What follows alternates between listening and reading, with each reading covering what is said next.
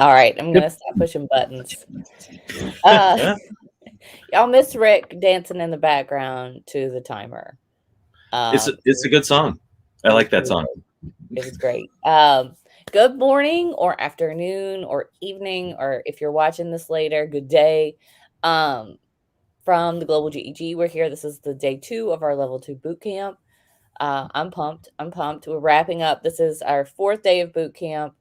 So we've done 2 days of level 1, 2 days of level 2, and this is our last day. It's slightly bittersweet. Not that I don't love waking up early on a Saturday to talk to y'all, but I do work now every day on a Saturday. Yeah, I my wife pointed out. She goes, "So you don't like get to sleep in at all, right?" I'm like, "Well, no, not lately, but it's fine because I get to hang out with these awesome people." Exactly. Exactly, and Um, that just I wanna just thank our leaders because they are the reason we could do this kinda stuff. We've all these people here are full-time educators, and they do this, like, just because they love working with educators like you, so thank you to everybody in the chat who's here, who makes this possible, and all of our different leaders, which is from around the world. It's a crazy amount of people.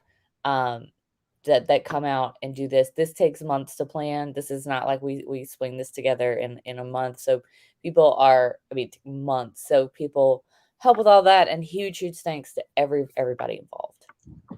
and I just want to do some celebrating because there's some people posting in the chat Yes. after because we did level 1, the week before last and the week before that, and we already have this stuff going on. We Yes. got Wendy, Lay, I'm gonna say. Good morning from Woodridge, Illinois, and she passed level 1, and she did it super fast. I can only assume is because of our great teaching, and obviously her amazing abilities. But that's pretty fantastic. And we also have people coming to us from all over the world. Here's Manny from the Philippines, and we have Terry from Texas, and we got looks like Crazy. Al Albert. Al- Albuquerque. Albuquerque. I was gonna put the emphasis on the wrong syllable. I don't know what I was gonna say, but my brain went Albuquerque, and that's not right. Right? That one's not Albuquerque is right. a lovely city. I've been there. It's Oh beautiful. yeah, gorgeous. I just couldn't. And this one I got Guadalajara, Mexico. That's pretty cool. From Aunt. Good evening from Yeah. Japan. If I did my math right, it's 1,000,000 o'clock there, and they're here for this. I That's so know. great. I know. I'm really, England, gosh. And I'm in Baton Rouge, Louisiana, which is, kind of its own little bubble. Uh, really good food. South Texas, you're my neighbor. So cool. And if anybody here, if you're interested in being a part of this, like the work channel, the leadership team. I know last year we connected with tons of good people. We've already got Ian. He's coming on board. So if you're interested in working on these kind of events in the back, totally for free, um, let us know. You can reach out to info@globalgeg.org. Um, and we can send you we do have, like, a little form, but there's a whole group of us together, um, and so if you're interested, feel free to reach out, and we would love to have you on board. In Absolutely. England. I love me some And London. I think you were gonna mention What was something it? about a lead or something? Something about a leader, something, yes. So for level 1, we've had tons of fun. We have a leaderboard, we've had people win some vouchers, and we're doing the same thing for level 2. So this is our boot camp site. If you need more information, like if you want to follow up, we're gonna have all of our slides and everything under level 1 resources. We'll put all of our slides. You can see all of our winners. I'm gonna go kind of faster to the bottom, but this is all level 1 boot camp. Same thing for level 2. So look, you're gonna have both of the live streams here. And then we'll put the slides under resources. So in the future, if you're like, hey, can I have these slides? They're right there. And then we have our level 2 leaderboard. It's a trap. It's a trap. It's not loading for me. Rick, is it on yours? Let me check. Boop. We'll add to stream. Infinity. All right. So yeah, once again, you can find our site at Global GEG. globalgeg.org. And then you right up here across the top, you got Bootcamp 2021. And here were our winners from level 1, which is pretty cool, the 2000 club. And right here, we've got our leaders for level 2. And it looks to me, Bonnie, it's doing the same thing. Did Okay, it we'll get reload that on fixed. yours? Not a What's that? huge deal. We'll totally get it fixed. Probably very quickly. So, all right, got it. We'll totally get the leaderboard fixed. I'm glad we figured that out now. But Right? we use a company called Gameably, and they're letting us do this for free, and they're super responsive. So shout out to them as well. Because we probably did something wrong on our end, but they will fix it very, very quickly. But We for may the have broken it leaderboard, because of everyone uh, joining, right? I'm assuming oh, that. right. Oh, GEG Italia. Philomena's not going to be here today, I don't think. Aw. Um, Bummer. She's the queen. But yeah, we'll get that fixed. But you can see, so we have 5 vouchers available for level 2. So if you want to play along, there's secret words, there are challenges built in. If you weren't here last week, that's okay. You can go back, look through the slides, find all the challenges. It's just a fun way to get you a voucher so you can take the test for free. And this one isn't pocket change, right? I mean, the level 1, $10, that's a really crazy fancy drink at one of those coffee shops. But like this is 25. That's a couple Happy Meals right there, So I think Yeah. that So it's we worth got it that to get on there. available. So what else do we want to talk about? We're going to go ahead and dive in. We'll be a little ahead of time. Um, like I said, lots of thanks to lots of people. I'll probably keep doing that. Where to find all the resources after. So on that Global GEG Bootcamp site. Um, leaderboard, which we're going to get fixed, but it's still working. I promise. And then what else we got, Rick? Well, I think we've got some pretty cool stuff coming up, don't we? Yes, On yes, the yes, Global yes, GEG yes. channel. Yes. I'm gonna add your thing to the stream because you had them all pulled up, didn't you? Yes, you I did. I went to our you can find us at YouTube. YouTube, am I saying that right? Anyway, if you go there, you can find GEG Global, and we have right here home. This is the big one right now. This stuff, but upcoming streams. We've got Google Keep for teaching and learning, getting started with Canvas, and then this whole series called Google Guardians. I'm Look at excited. all these. Can you I'm talk a little bit excited. about this one, Bonnie? I don't know a I ton about can. this. So we've got I'm gonna share my screen. We're gonna just switch back before between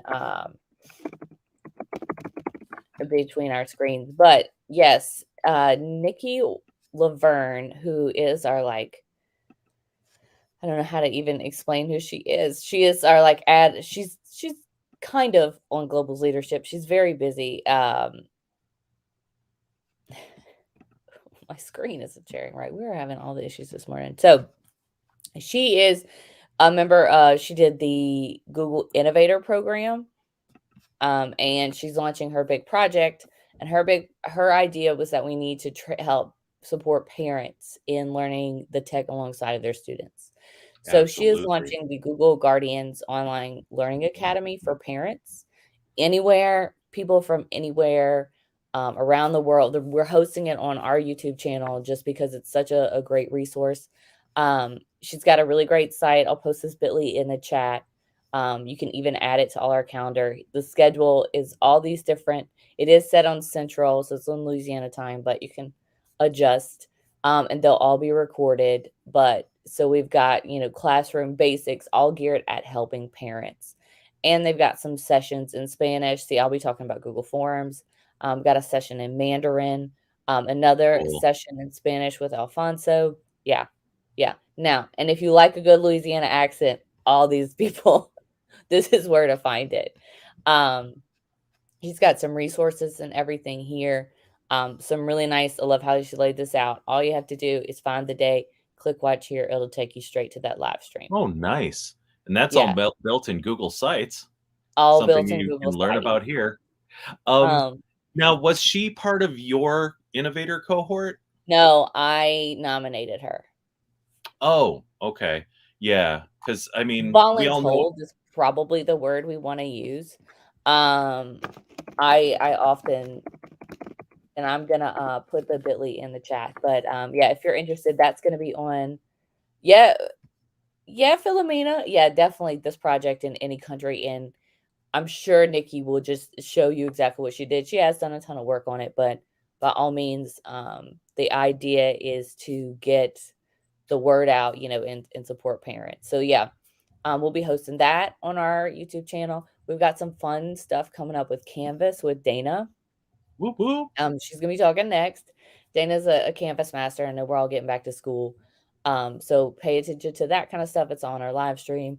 And as the year goes on, we always come up with new big projects. So I'm really excited for all of this.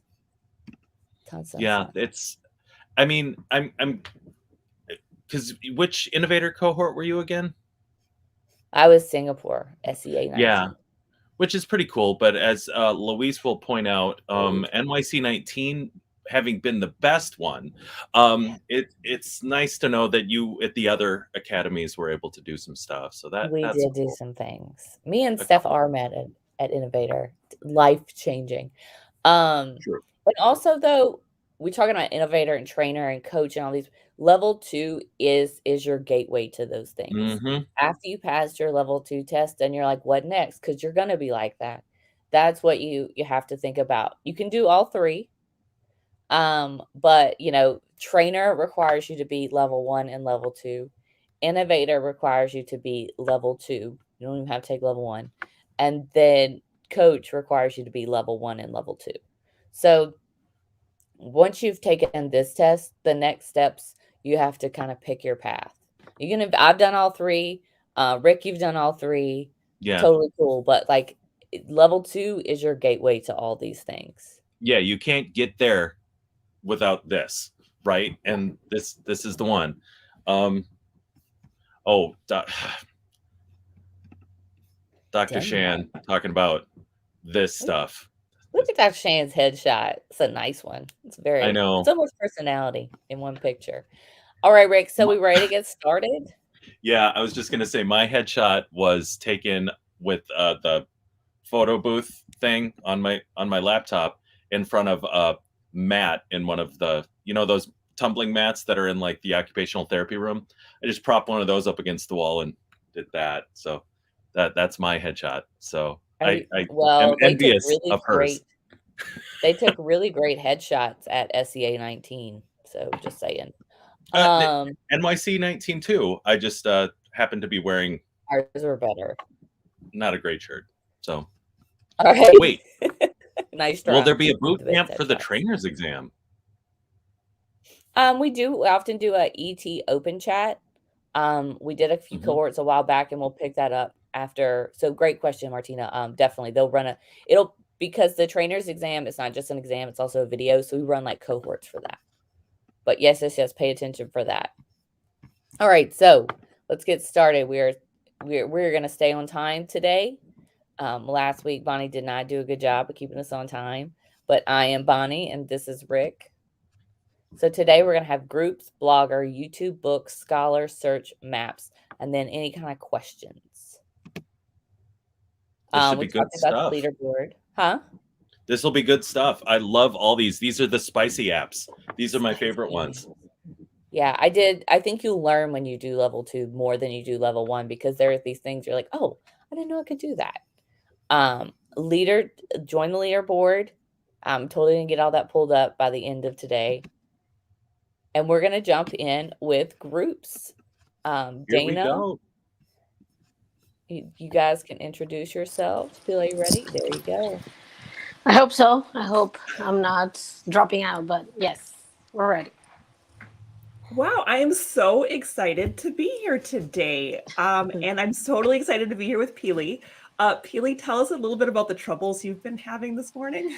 Yeah, so I woke up with no Wi-Fi and right now on my cell phone with my data and I forgot to charge it last night, so I have less than 50% battery. So let's just hope that we can do So this. Peely is definitely our rock star. She can manage all of this online stuff from her phone with data. So anyway, I'm Dana Cooney. I'm from Las Vegas. I teach computer science and I just love this global GEG group. And I am just so impressed with the leaders, how they put all this together. I just get to present. That's my job. And all these awesome people got to do all these things, got these leaderboards going. I'm just in awe of them.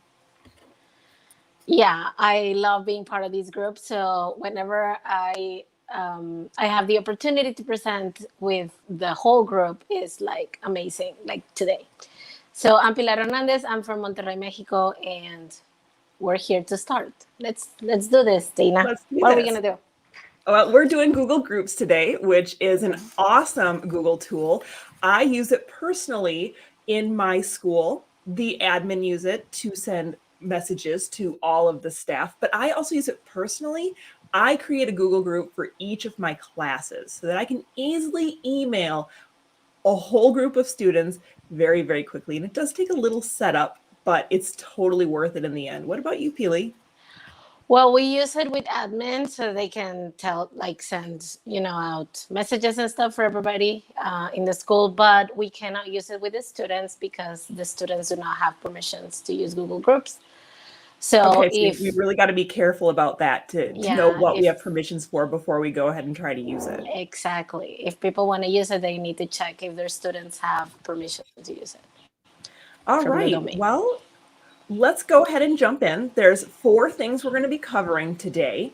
We're going to be talking about creating a group and then adding members to a group. And there's actually a couple ways to do that.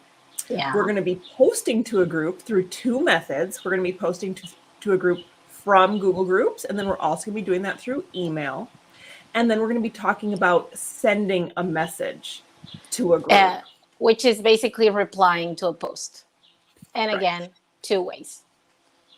And we have all the slides with all the GIFs if people want to come back and refresh, but we were actually going to go live, and I'm going to share my screen here. I should probably set that up before. So you can access groups by typing in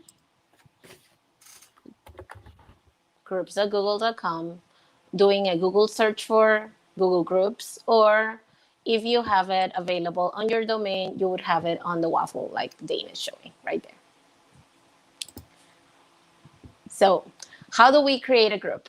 Once you enter Google Groups, you're going to see like a blank screen where it says My Groups the first time you do it. If you already have groups, you're going to see the groups that you're part of or that you have created. If you've never created one and you haven't signed up for one, you would expect that to be completely blank. So you click on the plus sign that says create a group, and this is where you start. It's basically very guided. Like it gives you the space to give a name for your group, and at the same time, it gives you an email address because this is the email address of your group. Now, Dana here it's an admin, right? So she can choose what's the @ of her email. But for you, it's going to be groups.google.com, if I'm correct, right? Mm-hmm. Yes. And then you can add a group description, but that's not like required. So once you go to the next screen, it gives you there, what does it give you? Because I can see. It says choosing your privacy settings, right? So this is very important. If you're going to do your group for the school, you have to check that you have the appropriate settings. So you want to make it private. How do we make it private, Dina? To make it private, we're going to go ahead and choose either people in your organization can search it or anyone on the web. So let's keep it in your organization. We're also going to choose who can join your group. If you're a teacher, I would do invited users only. And then one of the most important ones is who can view members. This is not a blind carbon copy group. This is a group that everybody can see. So we want to have only managers be able to see the email addresses of the people in the group. So that's the most important ones I can think of.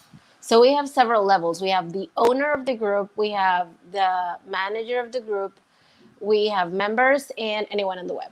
So the owner is you when you're creating it, and the managers is people that you're going to choose to be to have more or less the same admin features for the managing of the group, but the difference between them, there's a difference between them. Dana, what is the difference between the owner and the managers? The biggest difference between the owner and the manager is the owner can delete the group, whereas the manager cannot. Only the owner can do that. So for like the group that we were playing with, Peely's the owner, but I'm the manager. I can't delete the group, but she can. And I will eventually. All right, so we go to the next part, and then it gives you there the space to add the members. So you can add members right there. But let's say that you make a mistake and you didn't add anything, and you leave it like that, and you just create the group, and then you're like, oh, worried because I didn't add the members. You can either do it right there and add the email addresses, or you can just create the group, and then we'll show you in a minute how we can add members from the group itself. The one that I did want to bring up is the subscription. This is one of the biggest things for me because I don't like getting 10,000 emails a day, and I'm in tons of Google groups. So this is where you change it. It's called subscription. And if you want to get an email for every single email that's sent to the group, you're going to choose each email. But if you're in a group like Global or GEG Ohio, your inbox is going to be inundated. So what you want to do is you're going to want to change it to either digest or abridged. The only difference between digest and abridged is how many emails are going to come in one email. So if you choose like how digest, many posts, yes. Every 25 posts is going to come in one email. So if there's 75 that day, you'll get 3 emails for the day instead of 75. A bridge is actually 150. So I just always set them to a bridge. So I get 1 email a day that goes over everything I need to see. And then I would not suggest choosing no email because I know as a manager and an owner of a Google group, if I send out a message, I'll get a rejection notification when somebody has this set that the email wasn't sent. And Google Groups is essentially an email group. So try to stay away from that one. Yeah, and the thing is, when you block the email notifications, if you don't go into Google Groups page, you will miss out on whatever is being sent through the group. Yeah, that's the most important part. So when you go to create a group right there, you're gonna see how it appears now, the screen. You're in the group now, and so instead of having the plus sign for new group, now you're in the group and you have a plus sign on the top of the left to get a new conversation going. But on the I want to go through the left panel. So in the left panel we have the access to the groups, and a little bit below you're gonna have like the menu, you could say, or the things that you can access through in your group. So it's either like the conversations, the members, the member directory, and the settings. When you're the owner, you're gonna have access to all of it. When you are only a member, you're probably gonna see conversations, and if you have some permission to see member directory, you might see that as well. If not, you see your own settings to change just the thing that Dana was mentioning about how are you gonna get your subscription to the group. Okay, so Peely, you were talking about before, what if we didn't have the list of members we wanted to add, or what if we wanted to add somebody later? Exactly. What do we do from here? So from there on the left panel, we see where it says members, and you go into the member directory, you see whoever is in that group, and then you click on add members at the top part right there. And you have a similar screen to the last screen that you had when you were creating the group. So you can put there as many email addresses as Google allows you to per day. How many were there? Like 30? Well, and this was a little bit of a problem because last year it was 150 per day. And so I could create my whole class in one step. Now it's 30 per day. So I can't even create my whole class in one day. I'm going to have to do it over 2 days. I know there's a way for admin to do it, so I wish they would just do it. But you can only add 30 new members a day. And the reason they do that is so you're not spamming people and non-legitimate companies can't get a hold of you. So it's wise. It's just It's a protection. It's a protection. Yeah. All right. So you can add there a new member if you want. What are we going to add? You're going to add me. Woohoo. And then, okay. So when a person is added to the group, what you need to know is that the member, although you added the person needs to accept the invitation. So they will appear as pending members. Mine did get rejected because my admin settings weren't perfect. I didn't allow to add members outside the organization. As the admin, I'd have to go switch that, but that should not be a problem on a regular account. Yeah. Anyways, that's how you can add members. Now, how are we going to post to the group? We have the plus sign right there for a new conversation. And you can see that the adding the post is kind of like sending an email. So you have the box very similar to Gmail. It says like from where, and when you're the owner of the group, you can get the choice between from yourself or from the group itself. So you have a choice between those two. You write a subject line, you write your post, and then you have tools to do like adding a picture, an attachment, giving some sort of format to text. That's totally up to you. And that's it. And then you go to the blue button and post a message. And right there, it's posted. And it will appear on conversations right there. There's the first post.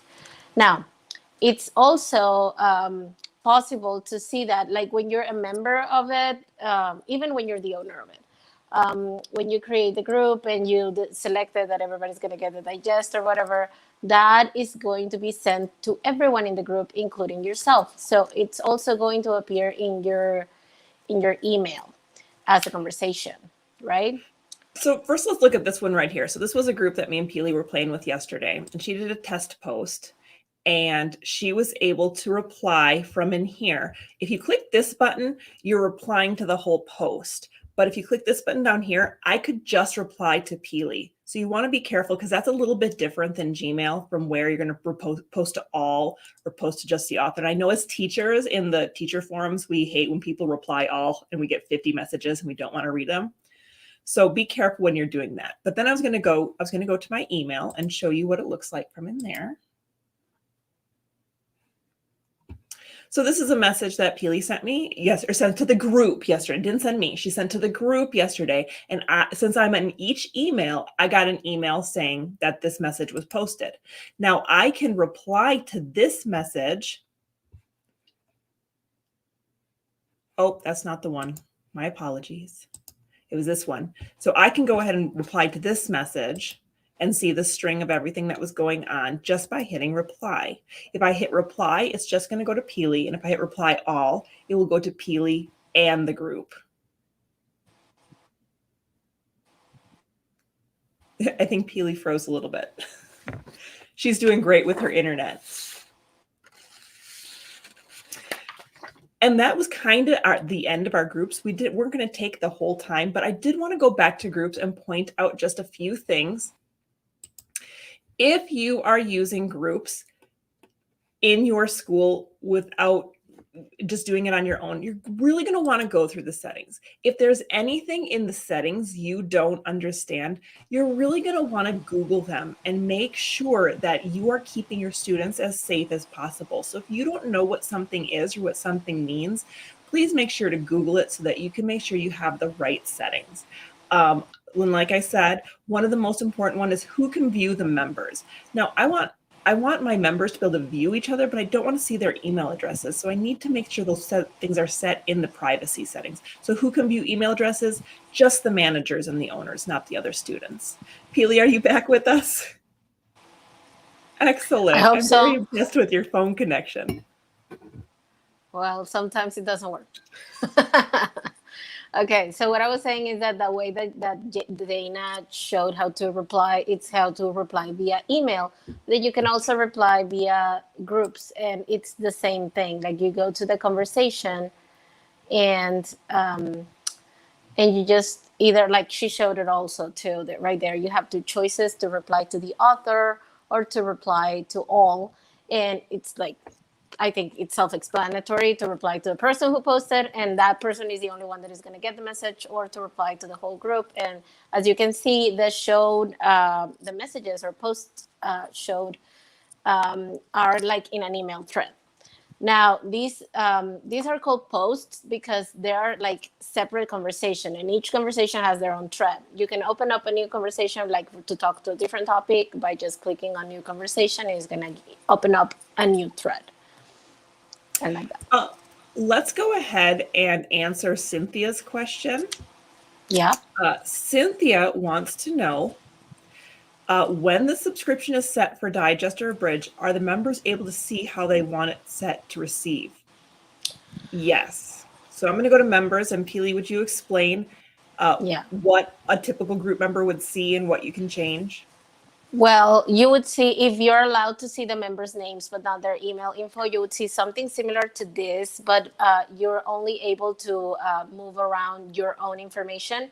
And it's kind of like a database, right? So you just have to see the right column, and there's a column that says subscription, and there you can change the choice for yourself. When you're a member, you can change the choice for yourself to see, I want to get no email, all emails, digest, or abridge. And depending what the settings are, most members won't be able to see what you chose. I can see everybody's because I'm considered a manager of this group. So I can see everybody's email address, and I can see everybody's role, and I can change everybody's role except for Pili's because she's the owner. So she supersedes me. I can also see who's allowed to post. Let's say I had a problem student in my class who was using this and abusing this. I could take away their ability to post. Or I could set it to moderate where they post, but it doesn't post until I actually approve it. Exactly. So I think that's the best choice when you have it with your students, to have it moderated so you can see it before it's being posted. But you're gonna have, like, if it's a daily thing, you're gonna have to be like very aware of checking. So if the students wanted to send a message that same day, you're able to post it for them, right? Right. And again, those things are not on the exam, but let's talk just a little bit about what kind of might be on the exam. Pili, could you explain? Do you remember? Yeah, a problem scenario is that you're the teacher and you want to create a group for either the parents of the class or the students of the class because, I don't know, you have a situation, kind of like a field trip or something. So the things that you would have to do is basically create a group. You have to be careful, though. You have to check what the instructions are being given. And they're going to tell you in the exam exactly, like, step by step what you need to do. So the only thing that they're expecting of you is to know where to find those things that you have to do. Like, where do you find the button to create the group? Where do you find the button to change the privacy settings? Everything else is going to be explained in the exams. And do not embellish, because use your time wisely. This is something that could be easily done and doesn't require that much of your time of the exam to do it. So try to save your time for when you're like in a more difficult app, or one app that you have to maybe try to remember what is it that you need to do. Like for me, it was pivot tables and sheets. And I remember in level 1, they mentioned, don't get creative. Don't think you're going to do an extra good job. This is graded by AI. Do exactly what they tell you to do and not one step more. So you're going to be asked to create a group. So maybe they're going to give you some email addresses to add members, and they're going to tell you what to post and then maybe to reply to a post. That's about it. Just like be sure that you check correctly all the instructions. Perfect. Well, we're done a little bit early, but I don't see any reason why we need to keep going. Is there anything you wanted to add on that, Pili, or do you think we wrapped it up pretty well? I think we're good. I think everybody is going to be able to check the global GEG website and check out our beautifully made gifts so they can review what to do. Yes, because they're in there and they show you exactly what to do. Wonderful. Yeah, exactly. Oh, Donna wants to know how I do a custom cursor. That's just an extension. I use the extension called Cursor Style. The reason why I use cursor style is because the most popular one is called custom cursor, and my district has blocked that one, but they have not blocked cursor style. So if you go to the Chrome store and add the extension cursor style, it will give you a bunch of different cursors and you can change the different sizes and stuff like that. Yeah, it's quite simple. Can I, as an owner, send emails under the group name? Yes, you can. But I think me and Peely figured out yesterday that is a setting. You need to actually go into settings to be able to do that. Yeah. When you post, you can also choose where it says from, which is the top part, from, and it gives you, like, as an owner or manager, it gives you a choice between being from the group or from yourself. Mm-hmm. And then, of course, we have the question, what is the challenge? So if Rick can take my screen off and bring the slide deck back up, we will go to what the challenge is. The leaderboard challenge. Bonnie's cat. I'm not a cat.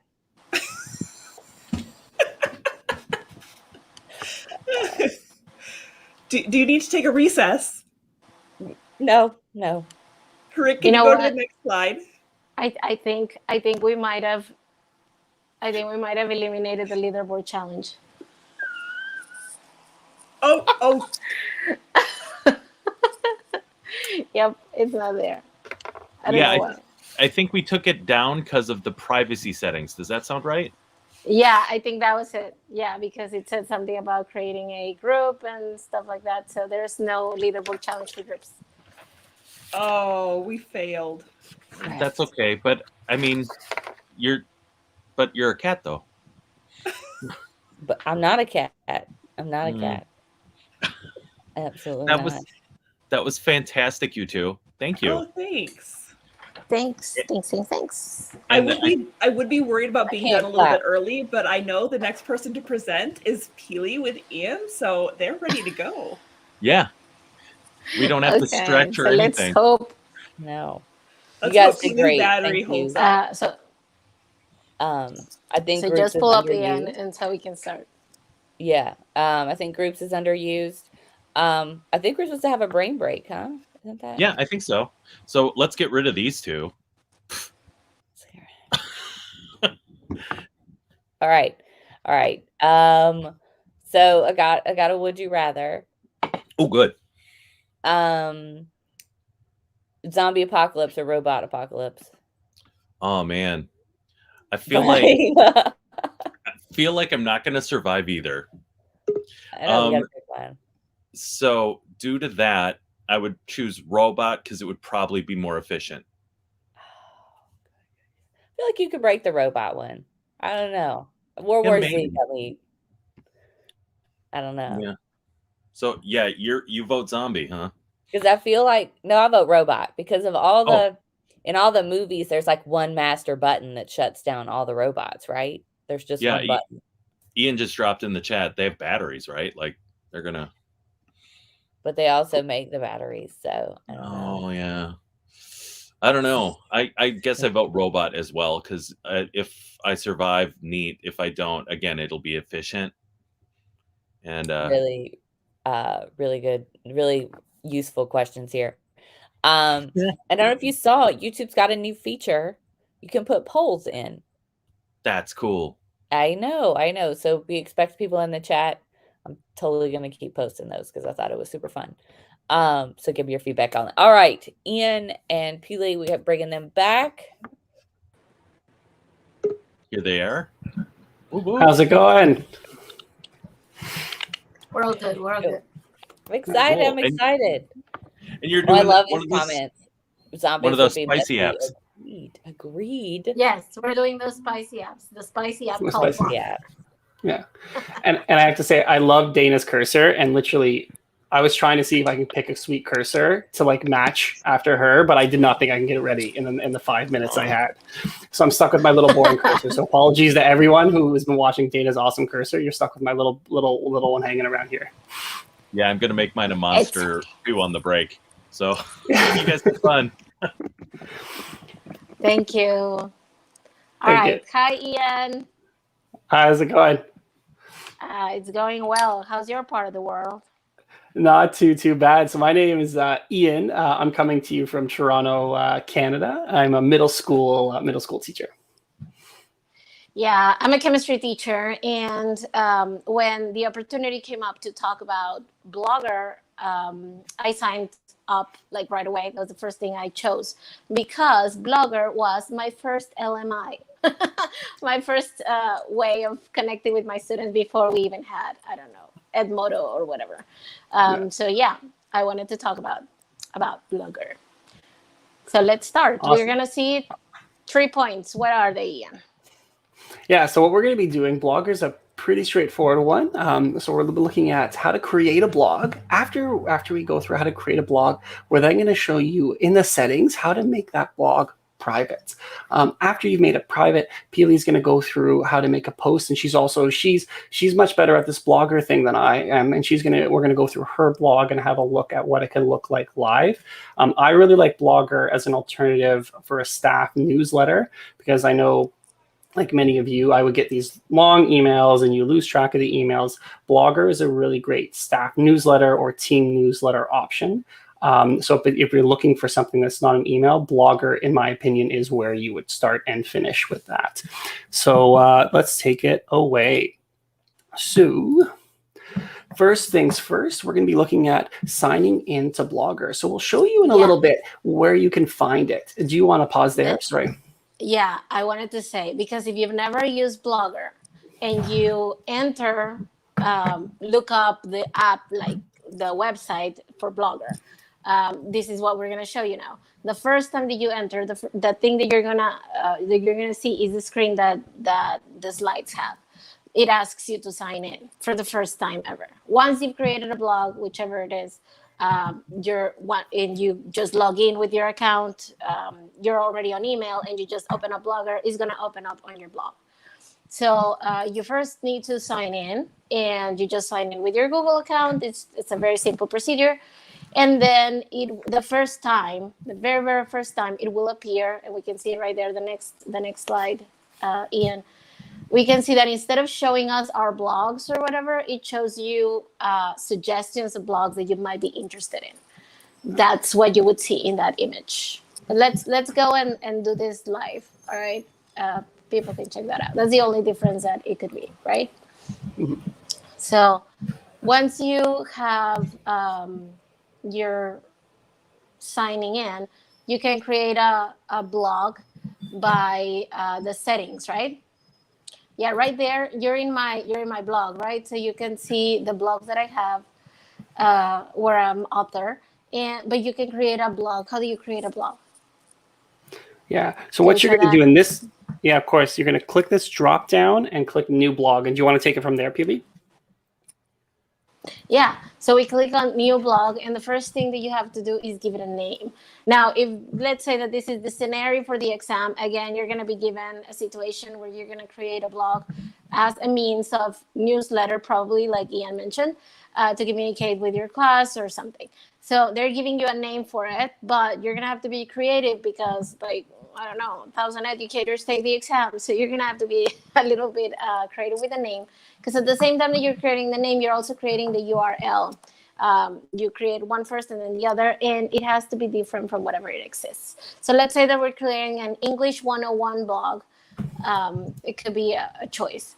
And then, okay, so it lets me give it a title. And then when I click next, right, I have to create a URL. But if I put English 101, it's very likely that it's already been taken. And so it says that message, like that already exists because it's a unique URL. So you have to be creative with the URL. Maybe you can use a underscore or your name or something. So you have to be careful on how to create that one. I don't know, maybe underscore in the name of your school, something, right? Apparently a lot of English 101 blogs exist. So maybe you can put it Bootcamp Global or whatever. And then that's it. That's how you create it. And then you click on the next thing, Yeah. And it will take you to your newly created blog. That's how it would appear to you once you create a blog. Now, to create a post is fairly simple. Once you are in your blog, you just go into the plus sign right there for clicking post. But before we get to the post, Ian, can you show us how to check the privacy settings? Yeah, of course. So what you want to do, and what this is going to come up on the exam, is you're going to have to restrict the blog to ensure the privacy settings are set up correctly. What you want to do here on the left side, look for settings. So you're going to click the settings button, and then you're going to scroll down. Now there's two things that I want you to have a look for. The first one is the first thing where it says privacy. Privacy is visible to search engines. You want to click that off. Now, a lot of people I know would see that first privacy and get really excited and think they finished the job. They haven't. So what you got to do is just scroll down here. And now we're going to go to permissions. Because even though your blog can't be found through a Google search, other people can still get through it through the URL. So what I want to do is right here, it says reader access. Let's see if I can zoom in a little bit there. So we have the reader access right here. This is what I also want to restrict. So I'm going to click on reader access. And then this is where you can decide how to make it private. So you can make it private to the authors. That's only people you've invited. Or you can customize the readers. For now, what we're going to do is make it private to the authors. Those are people you'd have to add to the blog. Select that, and then save. So now again, just look at that really, really quick. You did two things. The first thing you did is making sure that it's not visible in search engines, but not getting excited just yet, making sure you go down, look at those permissions for reader access. So here where it says reader access, you then want to make it private to authors. And you want to take it from there, Peely? Yeah, so once you make it private to authors, you probably have to add the authors. And just like in groups, you can add right there, it says invite authors, but it's an invitation that has to be accepted. So you can invite more authors, and like from there, you can click on it and invite yourself, Ian, because you have access to it, or me, I don't know. It's in your account. To invite you, I think, yeah. I think you have to invite. Okay, so you can invite somebody, but they have to accept, because he can just place with whoever email address, and it's gonna appear as pending. How to say it? Pending approval, I think? Yeah, approval, something like that. Pending acceptance, or like that. So if the scenario is to create a blog, to have a journal with your students of like daily activities or weekly activities in the class, it's gonna tell you to do something like that. Invite certain email addresses, create the privacy settings that only the people involved in the classroom can do it. And that's it. After you've set your privacy to the things that they tell you, can you invite a group as others? As far as I know, no, you have to do it email, like each person individually, because they have to accept the invitation due to privacy settings. Yeah, that's a good question. Yeah, I think I'm the same with Peely. I don't think you can, but I haven't tried myself, but my guess would be no. That's a great question. Yeah. And then once that, like I was saying, once the privacy settings are done, the next thing to do is to create a post, which is super simple. It's right there, plus new post, just like Google likes to put the plus sign for anything new. And then you have a text editor. You have a place where you write the title for the post, and then you have like a Google Docs, right? You have a place where you can write however you want it, and you have a text editor where you can place like you're welcome, Stacey. You can place whatever text you want in whatever format you have. You can be creative with the fonts. You can be creative with the sizes, and you can add pictures, videos, etc. So if you want practice and create. Peely, you're just cutting out a little bit there. So I'm just going to take it from here. So just again, to emphasize what Peely was just talking about, similar to what you'd see in a Google Doc, you have all of these options up here. So you can insert links, images, videos, etc., etc. All of that is available to you in Blogger, just like you would have in a Google Doc. So here I wrote a really quick one, my thoughts I'm writing my thoughts, all of my beautiful thoughts. As you can see, there's not an awful lot of beautiful thoughts, so I have to work on that. When that's finally done, there's 2 things you can do for your next step. You can preview what it would look like, and then you could publish. So because I'm a really paranoid person, I always like to preview something before it goes live. So I'm going to click this preview button right here. So I've hit the preview button, and this is going to show you what it's going to look like. So again, my thoughts, my beautiful thoughts, is being previewed here. I didn't really add too much more to this, and that's just what it looks like in preview. So I just showed the preview, Peely. Do you want to take it from there? So I showed the preview, but I haven't yet hit publish. Do you want to take it from hitting publish?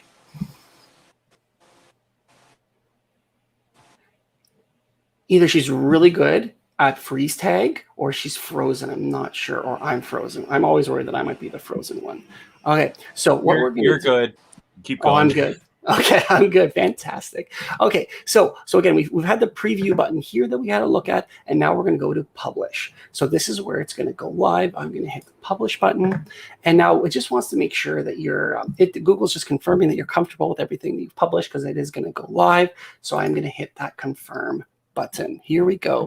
So we have Bootcamp Level 2, Day 2. There is your post. So when you're doing the Level 2 exam, like was mentioned already by Dana and Peely, they're going to give you a lot of instructions. What is an automatic permalink or custom permalink? Okay, we'll get to that in a second. Let me take a step back. Thanks for that question, Donna. That's a great question. Lost my train of thought. What is it? Oh, during the exam, they're going to give you really simple instructions to follow. Make sure you follow them to a T, because as was mentioned already, it's going to be an AI algorithm that's actually looking through to make sure you've hit all the checks on the list. Okay, so now if you're using this for personal use, a feature that's going to be really beneficial here is there is a revert to draft. I know it's really hard to see, so I'm going to zoom in. So you can hit this revert to draft, and maybe you want to go back, have a look through that draft again. And go through that at a later time. Now, what it also has here, it has comments. So if you've included other students or teachers or anyone else as viewers, or if it's a public blog, it's going to track the comments that you can have a look through, and it's also going to show you your views. So that's all going to be there. And again, there's this view option where you can see the blog. Boom, Bootcamp Level 2, Day 2. What I'm going to do now is I'm going to go and show you an actually developed blog. So this is Peely's blog, and I'm going to go through that a little bit here. So she has her blog here. It's called Las Aventuritas del Día. I did practice that a few times. I speak French being Canadian, but my Spanish, I usually say a bad word about how bad my Spanish is, and I'm just going to refrain from doing that. Yes, you can label threads. So I'll get to that too. I'll get to those questions. Great question, Sylvia. So what you have here, this is her blog, and what it's showing you is her latest post. So again, for her, as you can see at the top here, she named her URL. Sorry, it's not zooming in all that well. So Las Aventuritas del Dia.blogspot.com. That's the custom URL that she made. You have her posts here, her latest posts, and then you have all of the posts on the left side here, and it's organized chronologically. So the first post that she made in 2011 is listed here at the bottom, and it's broken down by month. And then we have here posts that she made in 2020, and they're all right there. And now in terms of looking a little more into what a developed blog, so I'm clicking too much, a developed blog look like. So we're going to have, again, looking at her blog. Here is everything that she has posted in the past, and it's all linked here. So I mentioned a second ago about comments and viewer counts. So here we go. In this blog, she has a view count of 17. They had 1 comment, and everything was as listed there. So all of her posts. So let me go back and have a look at those questions that were highlighted.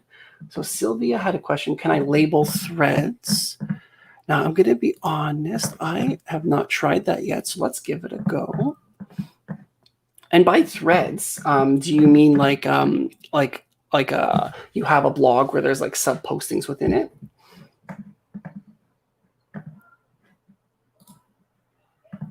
Look for the comment. Wait, maybe I should just fill around. Yes, add labels. Yes, I finally see. Yes, okay, yeah. So let's look at this post here. So let's manage. Oh, because she's the poster. Yes. So because this isn't my blog, I'm probably going to run into an issue right here. So Peely's the bigger the expert. expert when it shows not secure. Is it really not secure? Something should be concerned. Yeah, so let's do one question at a time. It's just because I'm going to get all confused and confuzzled up here. So yes, you can add, so you can go into the blog and you can have subcategories of the blog, and then you can label things there. And I'm getting a little bit lost exactly how I do that right now because it's Peely's blog. She's more the expert on it. And now the next question from India, so I apologize if I get that wrong. When it shows not secure, is it really not secure? Is it something you should be secured about? Now that's a good question. Let's look at her one here. So this, oh right, because it's her blog, I can't see it. Now, not secure is more just talking about in terms of the permissions, right? In the web browser. Oh, you mean in the web browser up here? So in the web browser up here, like that the website's not secure. So that doesn't pertain directly to Blogger itself. So I'm not sure exactly how to answer that one. So I apologize. I'm not going to, I don't want to just delve into a question that kind of goes beyond my skill set and my ability. So I'm just going to let that one rest there. But yes, in terms of Blogger itself, it is secure because it's a Google site, but you said it popped up as this is not a secure website. Okay, yeah. So my guess would be that that could just be a browser glitch. But again, I don't want to speak to the security settings that are set up by your whatever browser you're using or whatever program your school is using. So I don't want to step on myself here. But Blogger being a Google product is a secure product. It could be maybe that it has a unique URL. So again, you have this unique URL here. So it pops up again, as you can see here, is not secure. But I wouldn't be too concerned about that because it is a Google product. Now there was another question that I had before. Can I label threads? We got that one. What is an automatic permalink versus custom? Oh, okay. Automatic permalink versus a custom permalink. This is a question that we had a little bit before from Donna. An automatic permalink versus a custom permalink. So that a custom link is something you can design yourself. So you can sit and you can write it out yourself. Or automatic, it's going to generate for you. Okay, so then going back to our slide deck here, I think that we've gotten through everything. We did a post just to review one last time. I'll just show you this, just going really, really quick, just to review what's coming up for the test, and then I'm going to hand it back off to Rick and Bonnie. So again, when you go to Blogger, click sign in. Now, when you are signing in, just a reminder, when you're doing the test, I know you've all done the level 1 test already, but you're doing this in an incognito browser. Make sure you are on that dummy account that they've given you to ensure that you complete the test correctly. That's where you're going to, this is what you're going to see right away. And the create blog button is quite small. So create blog button is really small. So just make sure you click that correctly. When you get there right away, as Peely was saying, the feed itself, the feed is going to show you a whole bunch of different blogs that you can follow or some instructions on Blogger itself that are there. But what your goal is to create a blog. After you've done that, again, you're going to name it. Now, the name itself and the URL can be different. So the name itself and the URL can be different. So just be aware of that. In our case, we named our blog English 101, but unfortunately, English 101 as a URL was taken. So we had to come up with a more creative one. After we've done that, we're going to then jump into our settings. And this is where we're making sure, again, preparing for the test, that we're going to be securing our blog. There's the two things to look for: to knock off the visibility from search engines, make sure that isn't selected. And then finally, looking at the reader access, it's going to default to public. What I want to do is move it to private, to authors only. So I want to make sure that only the people that I have chosen to view can view the blog. Finally, Peely put together this awesome little GIF for us. She showed you how to do a blog post. You click that plus button, you put your title in, put some content. Again, you have lots of things you can add: videos, images, etc., etc. A lot of functionality. Just mimics what you would do in a Google Doc. Bold the text, make it beautiful, put that all in there. And when you're ready, again, click that preview button. Is a great way to have a look at the post before it goes live. And when you're comfortable with it, hit that publish button. And they just make sure you're really comfortable with it, because then you're going to be asked to confirm. Awesome. Great. And then again, the unpublish button, which is fantastic. Let's say, you had that thought that you didn't really want to share, you can always hit that unpublish button in the end and you can shut it down. Okay, so that is it for us. So we lost Peter there. So so hope everything's going okay with the internet for her. I'm going to now hand it back to Rick and Bonnie, and they got their first leaderboard challenge to take away. And not only am I being outmatched by my cursor, I'm also being outmatched by Bonnie's video filters. So I feel I am lacking in many areas at this moment in time. You got time, Ian. You got time. There's always next year. We're going to have Ian on so many live streams, so much time to practice. I got big plans, Ian. Big plans. Whew, thank you. Thank you very much. And great job taking over. She threw in the Slack. That was it. That was all her internet for like forever. She was able to hang in there for a really long time, which was pretty cool. But the fact that she did all of that via her phone, she logged in and went, that's it. That was my data. So thank you for doing the rest of that solo. That was awesome. I think it's the first time in like StreamYard history probably that you got someone off their phone. So she's done something magical to get as long as she did. So kudos. It worked. Yeah, she did a great job. So thanks, Pile. When you're catching up with this, she does a great job. We're already an hour in. How's that? But thank you so much, Ian. We'll see you soon. I'll see you all soon. And good luck on level 2, everybody. See ya. Aww. He did awesome. And he did so well. Here is the challenge, friends. You ready? Here's what we're going to have you do.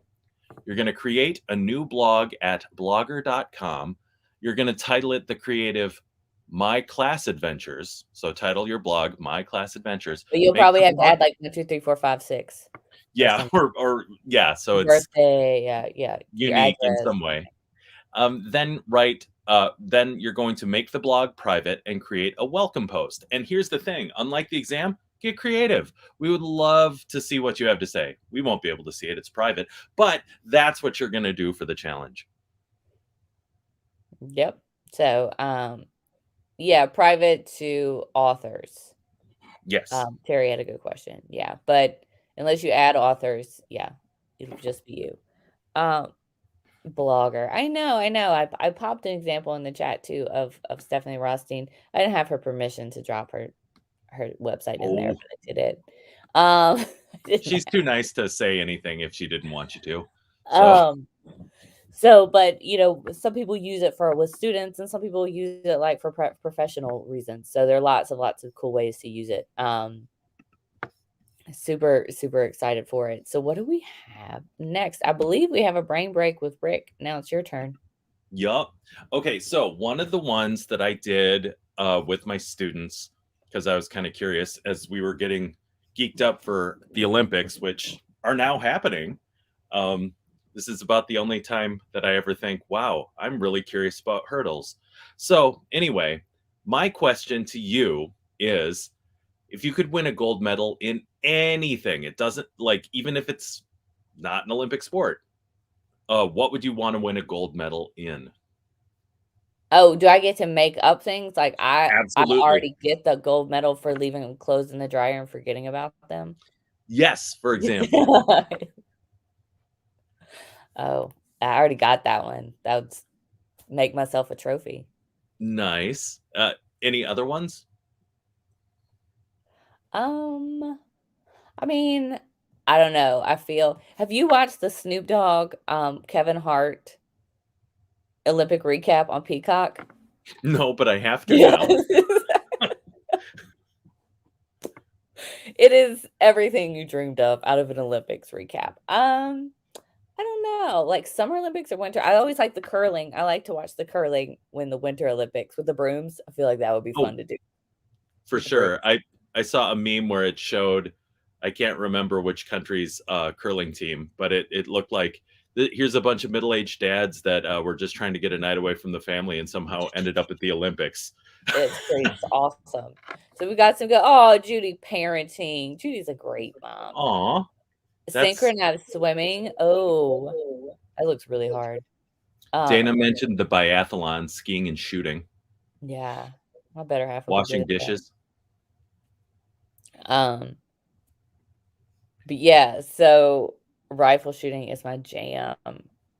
We shoot Cool. we shoot guns at Thanksgiving. My mom buys all these pumpkins and we shoot them on Thanksgiving because then that's how you know I'm from the South. As someone from the North, but who has access to rural areas, I've also shot some pumpkins with a shotgun. We tried It's pumpkin very chunking one year, it didn't go. Building slingshots and Bloody Marys, not always. that doesn't always go together. And I mean, wouldn't you rather a trebuchet than a whatever? Yeah, exactly. That's where it went. We all have history degrees. Like it went there. Mhm. All right. I like that brain break. All right. So what Same. do we have next? We got two amazing people, an Oh, encore person and Stacy, because Dana's Dana was all over already it here. today. Let's add them in. Yay, I'm back. Woohoo! Hey, Dana. So I was Woo! thinking about Peely, and it's Yeah. kind of like an analogy for everything they asked us to do last year with online teaching. Exactly. Rolling with All right, y'all are punches gonna is do what we awesome. We're gonna step Mhm. off. Keep all your stuff in the, keep posting in the chat. We'll be here. Yep, Yay. have fun. Good morning, Dana. Hi, How are you Stacy. today? How are you? It's one of my global GEG besties. Yeah. So we started, well, I didn't start, but they started Global GEG about a year and a half ago. And it was crazy because none of us had met hardly. There was a couple people who had met through Innovator, but no one had met. And then a few weeks ago, me and Stacy actually got to meet in person. So we're some of the few leaders in Global GEG that have actually met. So it's very, very exciting. And it was as if none of this had passed. Yay. There's us. Yay. Aw, that was very cool. And the family, we got to take the kids swimming. It was very cool. Yep. It was great. We'll actually get to see each other more often because my sister actually has a house in Huntington Beach and Stacy lives very close. So it's great. Yay. Yay. Well, what are we teaching today, Stacy? We're going to learn everything about YouTube, but only what's on a level 2 exam because we've only got 20 minutes to present today. Okay, so what we're going to do is we're going to start with YouTube. We're going to create a YouTube channel. We are going to add videos to a playlist that we create. We're going to learn how to change the title and the description and share that playlist. And then we're going to move to the challenge. Then Stacy is going to take over and show you how to upload a video. And it wasn't on the list this time, but it was when I took the test, adding a card. So just to be really safe, we are going to go over how to add a card and what a card is, because I didn't know what a card is when I took the test. I was like, And some things are challenges and some things are multiple choice questions. And I'm pretty sure the card is just a multiple choice question. But you know what? They're so magical to put them in your YouTube videos. It's super quick to show that. So we'll go over those. Okay, so I'll go ahead and take our picture down here. So first of all, how do we get to YouTube? Good question. We're going to either search it up in the search bar. We can just type YouTube. Or if you got your apps menu over here, it's always in there. So I'm going to go ahead and click on YouTube. And this first step, you can only do once because once you've created a channel, you can't do it again. So I actually had to delete my channel on my Trader account just to show this. So step one, the first thing you're going to need to do in the exam is you're going to have to go to YouTube and create a channel. So to do that, you're going to click this button right up here and the first one will be create a channel. Now, if you've already created a channel, you'll never see this again. So in your brand new testing account, you will see this and you're going to go ahead and click create a channel. You're going to give it a name. I'll just keep it as Dana Cooney, but think of a good name if you're going to be using your YouTube channel. And it's going to take a minute, but that's all you need to do. Now I have a channel created. Now we are going to have to learn how to upload a video, but we're going to do that in a little bit. We're going to stick with the more basic stuff first. So I'm going to go ahead and search a video. I don't know.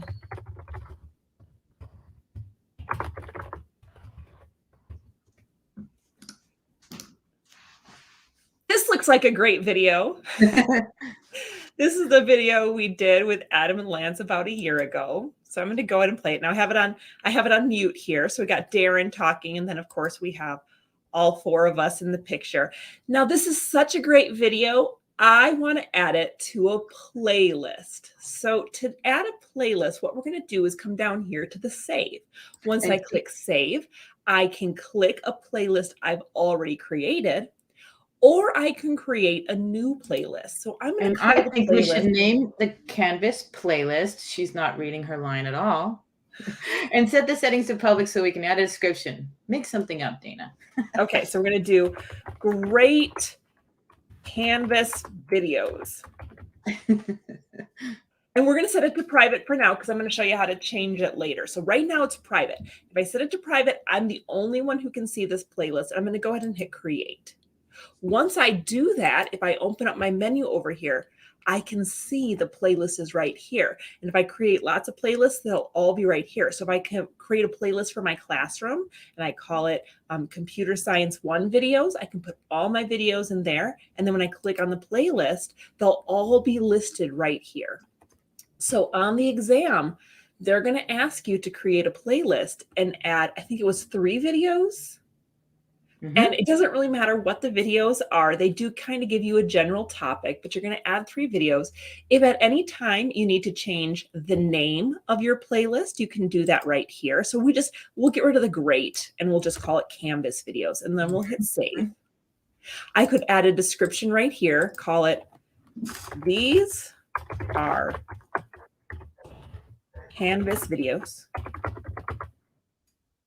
and hit save. And then here's another one you're going to need to know for the test. We're going to need to share our videos via email. Now, this is where you share everything. This is kind of the universal share symbol when you're talking about Google. So when I click it, it's going to give me, what did I do? I broke it. Oh, and that was shuffle. Sorry. Wow, I'm new here. Good girl. Oh, Stacy, can you tell me what I'm doing wrong? I'm not allowed to share it right now. Well, she's got Why not? her settings on private. And so, and these are things you're going to do on the exam. Remember, everything you learned before with Steph Howell and I in level 1 is still in there. And then we have everything in our slides as well. But because she's private, she doesn't have that cute little arrow share symbol. So she's going to walk you through that. So I need to change my share settings, which is something that happens to us all the time. We're troubleshooting here. You know, something goes wrong, you figure it out. No big deal. So if I change the settings to public, then I should be able to get a share. Notice she reloaded the page, everybody. So if you don't see what you think should be there, just reload the page. That's kind of like the most amazing tech tip, you know, unplug it, plug it back in. Other than turning it on and off again. Refresh the page. So what happened when I refreshed, I got a new button called share. Now you can directly share to email, but what this is going to do, it's going to go to your Pop account. Usually Pop accounts are like Outlook or whatever. So to share it via email, I'm just going to copy the link. And then I'm going to go to my Gmail, which you'll probably have open during the test because you've already had a challenge that had Gmail. And I'm going to create a new message. And I'm going to send it to Stacy. Yay. Oh, no, Stacy, you're not in my trainer account. Yeah. Is it stacycline@gmail.com? There you go. Actually, yeah. Looks like I had to think there. Hey, Stace, check out this awesome video we made. Or remember when? It's nice. Don't stress out over level 2 YouTube. They keep it, you're learning the stuff you really need to use in your teaching learning. You have to have a channel. You need to create that. You need to use playlists because they're going to make your life easier. You're going to be able to really share well with your students. So these are all really cool skills that are really useful right away. Wendy says you will also get the share button with unlisted. Okay, good to know. So if I went to unlisted. That's really helpful. Like when you're getting 50,000 videos from your families and you want all of them, but you don't have the drive space. If you start putting things up on YouTube and using the unlisted link, you can share all that stuff for free. Nobody's bogged down. So it's just the most amazing tool. It's definitely, I keep saying this is my favorite one. And then the next tool comes up. I know, right? Yay. So let me know, Dina, when you're ready for me to share. We covered everything we need to know about playlists. And if I have to encourage you to do anything, really start using playlists, especially for your classroom. It's a great way to keep all those videos together so you don't have to look for them again the next semester or the next year when you're teaching the class again. And you're like, where is that video that I wanted to do? So playlists are really good. Yeah. Now we're going to move over to Stacy. She's actually focusing on the challenge because you're going to need to do this for the challenge. So I'm going to go ahead. Rick, you can go ahead and take my screen off. And Stacy, if you have your screen ready to go. Ready, Freddie. Yeah, it is Freddie back there too. So what we're going to do now is, I think I am got my whole, I'm going to stop sharing for a second, Rick. I'm going to just share a tab. Since we don't need it all, I'm going to do the window. Okay, so on this one, you can see everything you need to know is on these slides, and Dana was very gracious to demonstrate everything, but everything is detailed in here. And so this section here, you will use cards, and if you do, there are clickable areas in a video that will be very helpful when you're teaching. And so this goes through step by step, but since we're going to have a challenge next, I'm going to walk you through how to upload a video, and then I can show you how to add a card at the same time, and then we'll be out of here right on time. Hey, Stacy. Yes. Diane has a question. It says, I create a playlist, but suggestions how not to let the audio display videos show during class.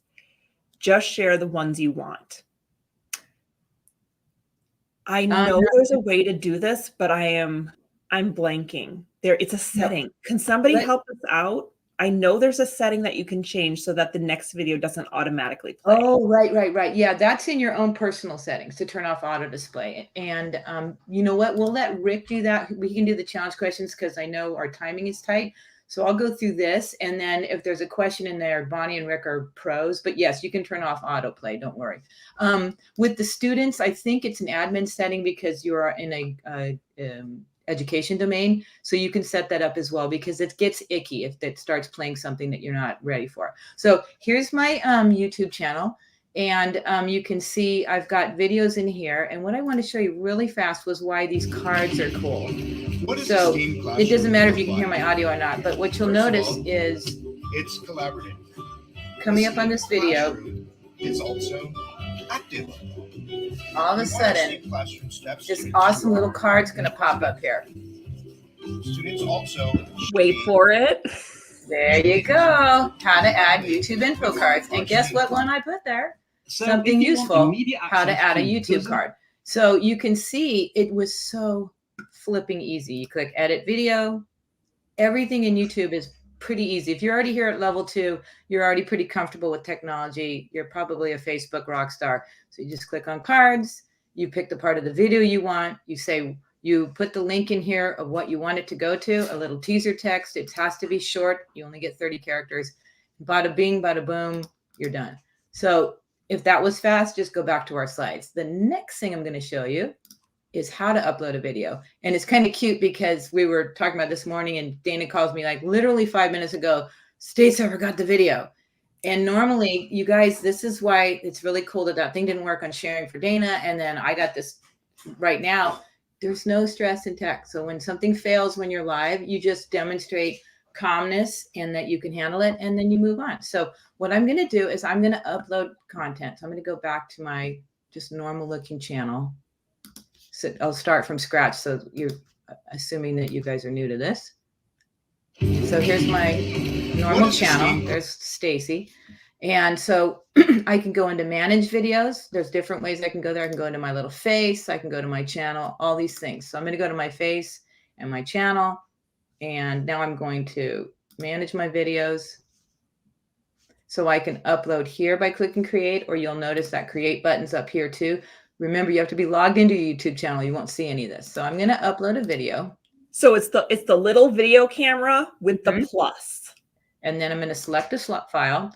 And I wrote in the chat that I got a gold medal for awesome auntie last week because my nephew came to visit. And we literally did everything you can do in Newport Beach. And one of the cool things we did was we went on a whale watching trip.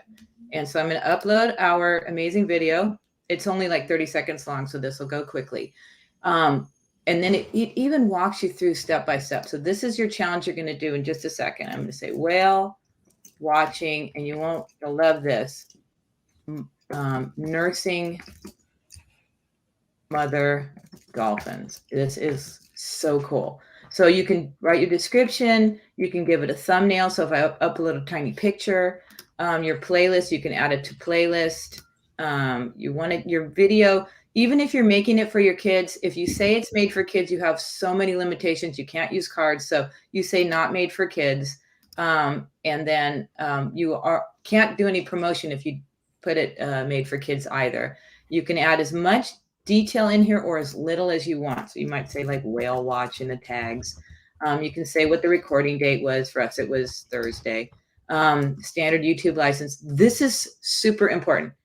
Don't let people see your negative. If you're like a mega rock star, you don't care if you've got a couple thumbs down, but they're very painful if you are just a small show. And hold all comments for review. I love comments, but the world doesn't need to see them until you're ready. Then you click next, and next again, and next again. Now you will be able to see it right away. If I want to make it, now you're going to make it private for your project. If you want to make it public, Bonnie won't get mad at you. Rick won't talk to you about it, but you can make it private, or if you're starting to build your YouTube channel, feel free to make it public. So mine. I just want to reiterate, especially if you're posting videos for class, you really want to make sure those comments are off. And I don't mean to be crass, but there's a lot of people who post links that are extremely inappropriate for the classroom. And it's not your students necessarily doing it. No. It's other people spamming. So you want to make sure those comments are off if you're going to be using these videos for your class. I moderate all of them, and then I can share them at their schedule. And then you can also schedule this to go at a later time. But I'm ready to publish. And I'm ready to share. So you can share it. What's neat is these pop up. You can share it any way you want. And initially, you're going to see your video. You're going to see your video in low resolution, and then it'll go to the highest resolution that you have. Can you hear that, Dana, or is my audio good? Mommies with their babies get together and they can move a little slower, even though when the babies are born, they can travel with the pod instantly. Traveling in that slipstream with their mommy. They look like little footballs. Oh my goodness, there's a football baby. And our naturalist was hilarious. She was that joyful the whole time. So I'm going to stop sharing our screen. I think we got in under 20 minutes. What do you think, Dana? I think we did a great job. And I think it's really important, especially you say, oh, YouTube is just so natural. I was so intimidated by YouTube. All I ever did was watch videos on YouTube until I started trying to get through my Google stuff. Now I find it to be such a great tool, but it was really intimidating to post a video in a place where anyone in the world can see it. And it was absolutely critical last year teaching virtually. Our district never went back. We were from March to June the following year. So, and Dana and I both teach computer science. So if I didn't put up an exact step-by-step how-to, some of my wee ones would really struggle. And so you can like really differentiate your teaching, because for my students that are really struggling, it was absolutely step-by-step. For my students that were just soaring, they could just visit once in a while to check their answer. So I cannot recommend it enough. Get used. You don't have to it's just really straightforward. So you got this. We can let Rick and Bonnie go through the challenge one more time, which Stacy just showed everyone how to do. Yeah, your challenge. But you can go over it again. And then Rick, there is one question we didn't want to address, so we didn't get off our timing. So she wanted to know if you could show how to turn off autoplay in an education environment. Yeah, we're not doing that. But no, I think Bonnie, you answered that in the chat. Good. Yeah, I put the link on how to do it. Thank you, Bonnie. Yeah. Cool. Yeah. No, it's all in there. The challenge. You want to tell us, Bonnie? Yeah. So the challenge is to upload a video to your YouTube channel, give it a title description, and make the video private. It doesn't have to be a long video. We've got a person in the chat named Mel. She's the master of like Flipgrid shorts. Download that, put it on YouTube. Maybe make a welcome back. If you want to be fancy, make a welcome back video that you're going to use later for school. So any of those things would be awesome. Give it a title and description and make the video private. All right. Any questions in the chat? Well, let's take a look. It looks like thank you for the link for autoplay. Yep. Right on Terry top. mentioned teaching Kompsky. Is that right? Computer Huh. science, and uses YouTube always. Yeah. I'm like Dana. I was mostly a YouTube consumer, but after the level 1 and 2 exams where it's like, oh, it's just that's it. That's all you have to do. It made it a lot easiir. Yeah. It YouTube is catching on. it's a thing, We you had a lot guys. of people in the chat that said they use it both for in the poll for personal and for like entertainment. So Cool. We've got, I think it's a brain break with we do. you. We do. And I'm gonna put a poll for it. Would you rather be able to speak any language or be able to communicate with animals? I have my answer. But neither, but I didn't mean to. So yeah, I'm obsessed with these polls right now on YouTube. It's pretty cool. I'm going to have to say languages because I have this feeling that if I could understand, especially Cora, the dog, what she was saying, I don't think she'd be that entertaining. I don't think I'd really get much out of a conversation with her. Have you if I'm not honest. seen Dr. Dolittle? Like I said. Yeah, but those are like probably cool animals, right? Like I have a feeling I'd meet just some real boring animals. So yeah, I'd rather speak all the languages. I don't know. I always think of sorry, Rick has a corgi named Cora. She's our official global GEG mascot. And I also think of Cheddar from Brooklyn Nine-Nine. Oh yes. Yes. I feel like Cheddar would have great opinions. Very refined. Cheddar, yes. Cora, I don't know, man. These polls, Reshma, they're on YouTube. I have to like be in the YouTube account. Like I have to be logged in the globals to be able to post it. But yeah, you can totally post them. It is straight on YouTube. It is not on StreamYard. And for those of you watching, we use a program called StreamYard. It's amazing. There's a free account. And we are lucky enough to get shout the out fancy to version. Get it. Yeah. But yeah, it's just up polls in there. It's really neat. So super cool.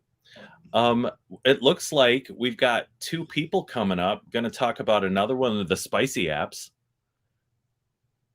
Oh, we Is have that this right? a close one. Be able to speak any language is like and be able to animals. Very close race. Normally it's like what are we looking at? What's it? The poll and then yeah. That's what I'm saying. What like 50-50 almost? Or yeah, it's almost 50-50. I accidentally put neither. You did not have neither was not a choice.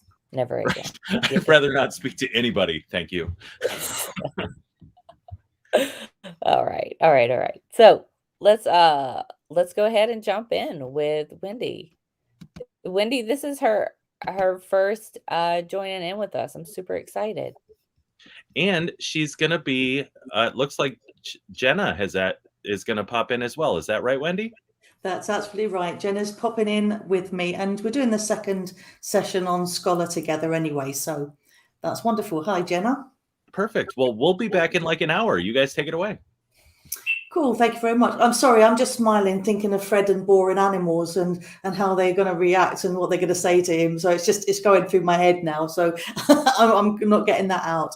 So yeah, I'll introduce myself and then Jenna can introduce herself. So my name's Wendy Pesca. I'm from GEG UK. And I'm a freelance trainer. I went freelance just about 4 weeks before the first lockdown, so obviously not realizing that was going to happen. And I'm also a certified trainer, an innovator, and an ISTE certified trainer. Do you want to tell us a little about yourself, Jenna? I am a certified trainer. I'm also a certified coach, and I am an instructional technology specialist for Old Dominion University down here in Virginia. No, lovely. So we're the opposite sides of the world, aren't we? So, so we're going to come together today and talk to you about books, first of all, but we're going to look at books and scholar.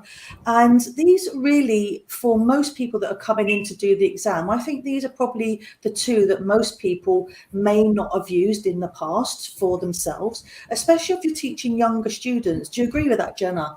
I do. It's a lot of my kids don't even know that they can use this.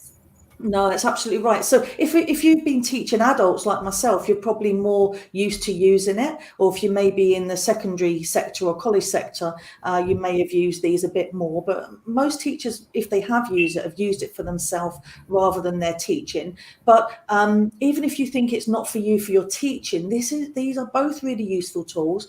And we're just going to show you some really simple things. We probably won't even need the 20 minutes per tool, because they're so simple, the things you're going to do.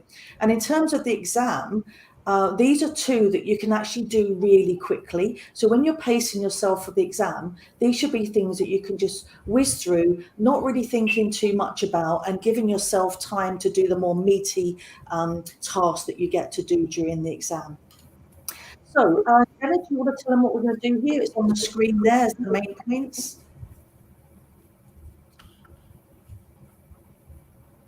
Okay, I'll read, that's okay. So we're going to have a look at books first of all. We're going to have a look at the custom range. We're going to look at citation, adding to a library, and also the links, where you get the links from. And if you've not used Google Books before, it says on the screen in front of me there that it's a service that Google searches a full text of books and magazines that's been scanned by Google, and it's been converted and stored in its digital database. And it's been going for about 18 years now. So in 2019, there were over 40 million titles in this collection. So it's been another 3 years. I don't know exactly, or 2 or 3 years. I don't know how many titles they've got exactly in it now. But the way it works is that books and magazines are provided by the publishers, authors, or libraries through a partner program. And that's how Google get to store them in their database. And most importantly, they're free. Yeah, absolutely. They're free. So you can usually see the entire book. Some will just let you see a synopsis, but you can usually get to see the entire book. And also, if they're not free, that gives you a place where you can actually get them from as well. So if you're not sure where to buy these books from, it will give you that information as well. So yeah, free is always a good word for me to see. Thank you. So let's have a look at how we do that.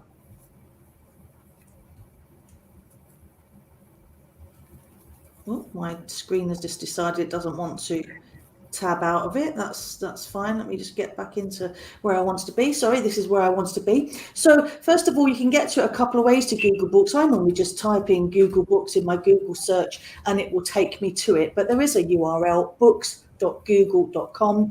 And when you click on Google Books, if you've not used it before, it looks very similar to the normal Google search, except for it does say books underneath it here.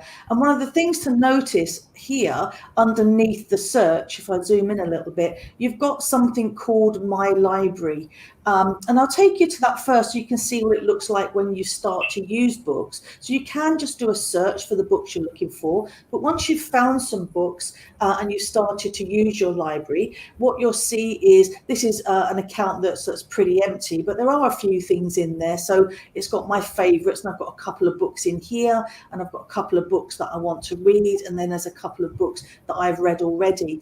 And what I like is once you start putting things into the Google Books library, you do actually get recommendations for other books that you might be interested in as well. So once you start putting stuff in here, you'll get more fed to you as well. So if I come back just for a second, that was taking you straight into the library. We might just want to search for a particular book. So I'm just going to go and search for this particular book, which is all about teaching STEM in a secondary school. And just do a search, and what it will take you to is a results page where you've got lots and lots of different books on here that you can use. Now, the thing to look at here is the toolbar at the top where you've got any view, where you can see a preview and full view, or you can see just the full view of the books. And then you can have a look at any types of documents, whether you're looking for books, magazines, or newspapers. So if I just go to newspapers for a second, so there are a couple of things in there for teaching STEM in secondary school. And these are quite old ones, 1980, if you can see on there. But you can just toggle through and decide which ones you want. So you might have magazines and they're a little bit more modern. And then if you come back to books, you're going to look at the books list. Now in the exam, they tend to ask you to look for a book. So it is a book you're going to be probably looking for. And they may say to you also that a book from a certain date. So if you click on any time, you can see that you can look for books from the 20th century. So that's something you can do. Obviously, these teacher ones might be a little bit out of date in some of their approaches now, or you can look at custom range. So if it does say to you, find a book that's published after a particular date, you can go in and search via a custom range as well. So that's always really useful to be able to do. But if I go back to my main list here, you'll see now that I can see a few different things. I can go in and have a look at a preview. And if I want to see what's in that book, it will give me a preview. And for most books, this one's telling me that it's got 95 pages in it here, and I can scroll down. I can have a look at some of the different information in here. So I can go through next and have a look at the different pages, or I can scroll through. And what's really useful, I find, is going through and finding the contents page. So when I'm contemplating buying a book or thinking about reading a book, I want to see what's actually in it. Is it covering the bits that I want? And it's got something about digital literacy here, which is really useful. So if I come out again of here, you can see now in Google Books the different options that I've got. And there's quite a lot on this page. Not all of it you're going to need for the exam, but it is just really useful. The thing I like, particularly, is this something you ever use, Jenna, is looking at more by the author. I think if I find a good book, I like to go in and look for more books by that same person. Yeah, so I usually have similar relevant research if I'm looking at like a nonfiction book like this. And I usually have to find something similar that they've written, or, you know, a more recent version of some updated research. Absolutely. And that, talking about the most recent version, is always really, really important. So you might find that here, this is what Jenna just mentioned, that there are other editions. If I zoom in a little bit here, you can see that there are other editions of some books, not always, but if I click on that, it will show you if there are different editions. So you can see there's one from 2020, and you can see there's one from 2014. And as we know, the last 18 months have been crazy. So that 2020 one is obviously going to be a lot more updated and probably talk a lot more about blended learning. If we go back to the overview, what's really important for the exam here is to, first of all, be able to create a citation from that book. So if you found something in that book that's useful, you're probably going to want to cite it in one of your papers or one of your assignments for your students. And really, it's just looking for this create citation button, which is just here. And if I click on that, it will give me several different options. Now in the exam, they will say to you, create a citation, and they will specify one of these ones. Okay, so all you need to do is look for the one they say. So if they ask you to find the Chicago citation, you've just got to copy it.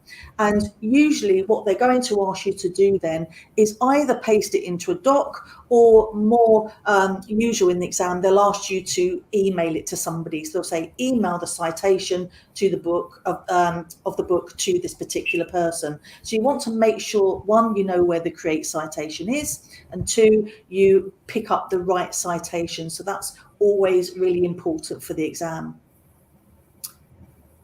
The other bit that's you might be asked for the exam, which but if you're not asked the exam, it's really useful anyway, is that bit where you can add it to your library. So remember, I started off there by showing you it in the library.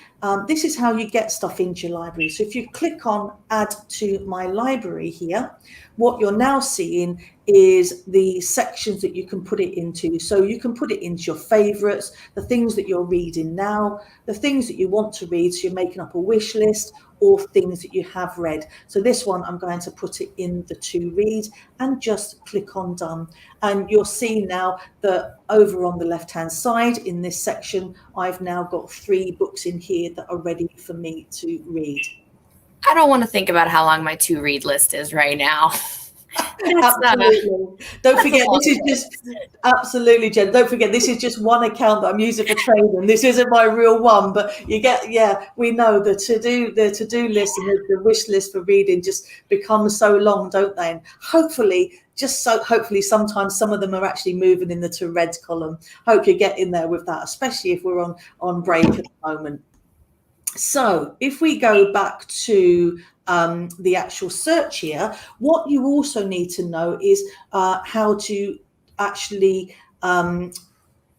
give a link to this particular book as well. So in the exam, they might ask you to send a link to somebody. Have a look down first of all and have a look at all the different things you can do by looking at different editions. But you know the easiest way of sending a link in this particular one, it doesn't work for all Google things, but the URL at the top will actually take you to that book. So if I was just to copy that and send it to myself in an email, I'll just do it in a new tab. It's going to take me to that book. And that's a way I always test links just to check what I'm going to see, is just to open a new tab and pop it in the tab and paste it. Does it take me where I think it's going to take? If I'm pasting it into an email in the exam, one of my tips is always go and look at your sent email and see if the link opens in it where you're expecting. And if it's not the right link, go back and redo that part of the task again. I don't know if that's something you tell people in the exams, Jenna, at all about That's checking. a smart trick, though. I like it. I haven't, but I like it. I always get people to do that. Every link I get them to send, I always tell them to test it. Go to the sent emails, open it up, click on that link and check that it's going where you think. Because in a panic in the exam, sometimes it's really easy to send it to the wrong link, or you think you've copied something, especially when you're doing forms and people, that's the one where they send it to the wrong link in there.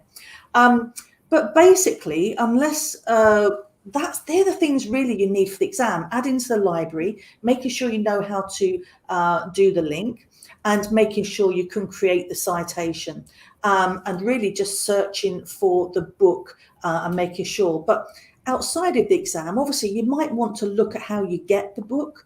So if you click on that, that will tell you, as you were saying, that if you need to purchase a copy of book, this will tell you where to find it, but it'll also show you with WorldCat how to find the book in a library as well. So it's not all about making money. We're not selling something here. It's just showing you how you can get your hands on these texts in different ways. So I find that really, really useful. One thing I will mention, because it's actually a recent change, is that we're in new Google Books here, but there is a classic Google Books at the top here. And I don't know if anyone's done the exam recently. It does look a little bit different, okay? But it's worth having a look at the classic Google Books before the exam as well, unless somebody can categorically tell me it does take them to new Google Books in the exam, because sometimes the exam's a little bit slower catching up when things move over to the new versions. But it's also always just worth having a look at that classic version, and also making sure you know how to come back to new Google Books as well, and just comparing the two and seeing what it looks like. But they're the things that I wanted to show you. Jenna, have you got any more things to add on that? I was going to say with the new books, Mel had mentioned in the chat that it was looking a little more fancy than the last time she used it, and it got a little bit of a facelift, a little more user friendly this time. And we had another question in the chat about not having access to Google Books. The good news is when you take your exam, it's all done within Google for EDU's practice domain. So you will have access. As far as why you wouldn't on your account, that would be an admin question. And if you're, I think her question is she is the admin. Look, I got a books filter. yeah. Her question is why, is there a reason she should be scared to turn it on? Like, why should she be hesitant? No, not at all. There's nothing. I can't think of anything that's not secure on there. It's just a really good way for people to categorize their reading lists, making sure people know how to get access to text that might be limited within their own school or organization or district. So I can't think personally of anything that would make me not turn that on. I've worked a lot with adults, so I got a lot of my trainee teachers to use this all the time for finding texts. So yeah, I know working with children, people are a little more hesitant, but I don't know if anyone else wants to jump in. I can't think of anything else that would make that difficult. No, I agree, Wendy. I think it's just not a core service, so you have to go Yeah. in the admin to turn it on. It's default off, not default on. Yeah. And Certain most- things like I was going to say most like admins, Google if it's default off, they just leave it off because they don't want to mess with it. Yeah, and that's, that's probably a good cautious way to be until you sort of find out a little bit more about it. So this is the leaderboard challenge. Very, very simple challenge to do. Very similar to what you're probably going to be expected to do in the exam. Obviously not exactly the same, but you're going to be asked to look for a particular book. And there are a couple of different versions of that book on there, different editions. So I'm looking for a particular edition 2018. We want you to open the book and add it to your library in the to read section and show us a print screen of that. And then show us also a print screen of you putting that link to the book from the Google book results into an email with the MLA, the Modern Language Association citation. So that's your leaderboard challenge for books.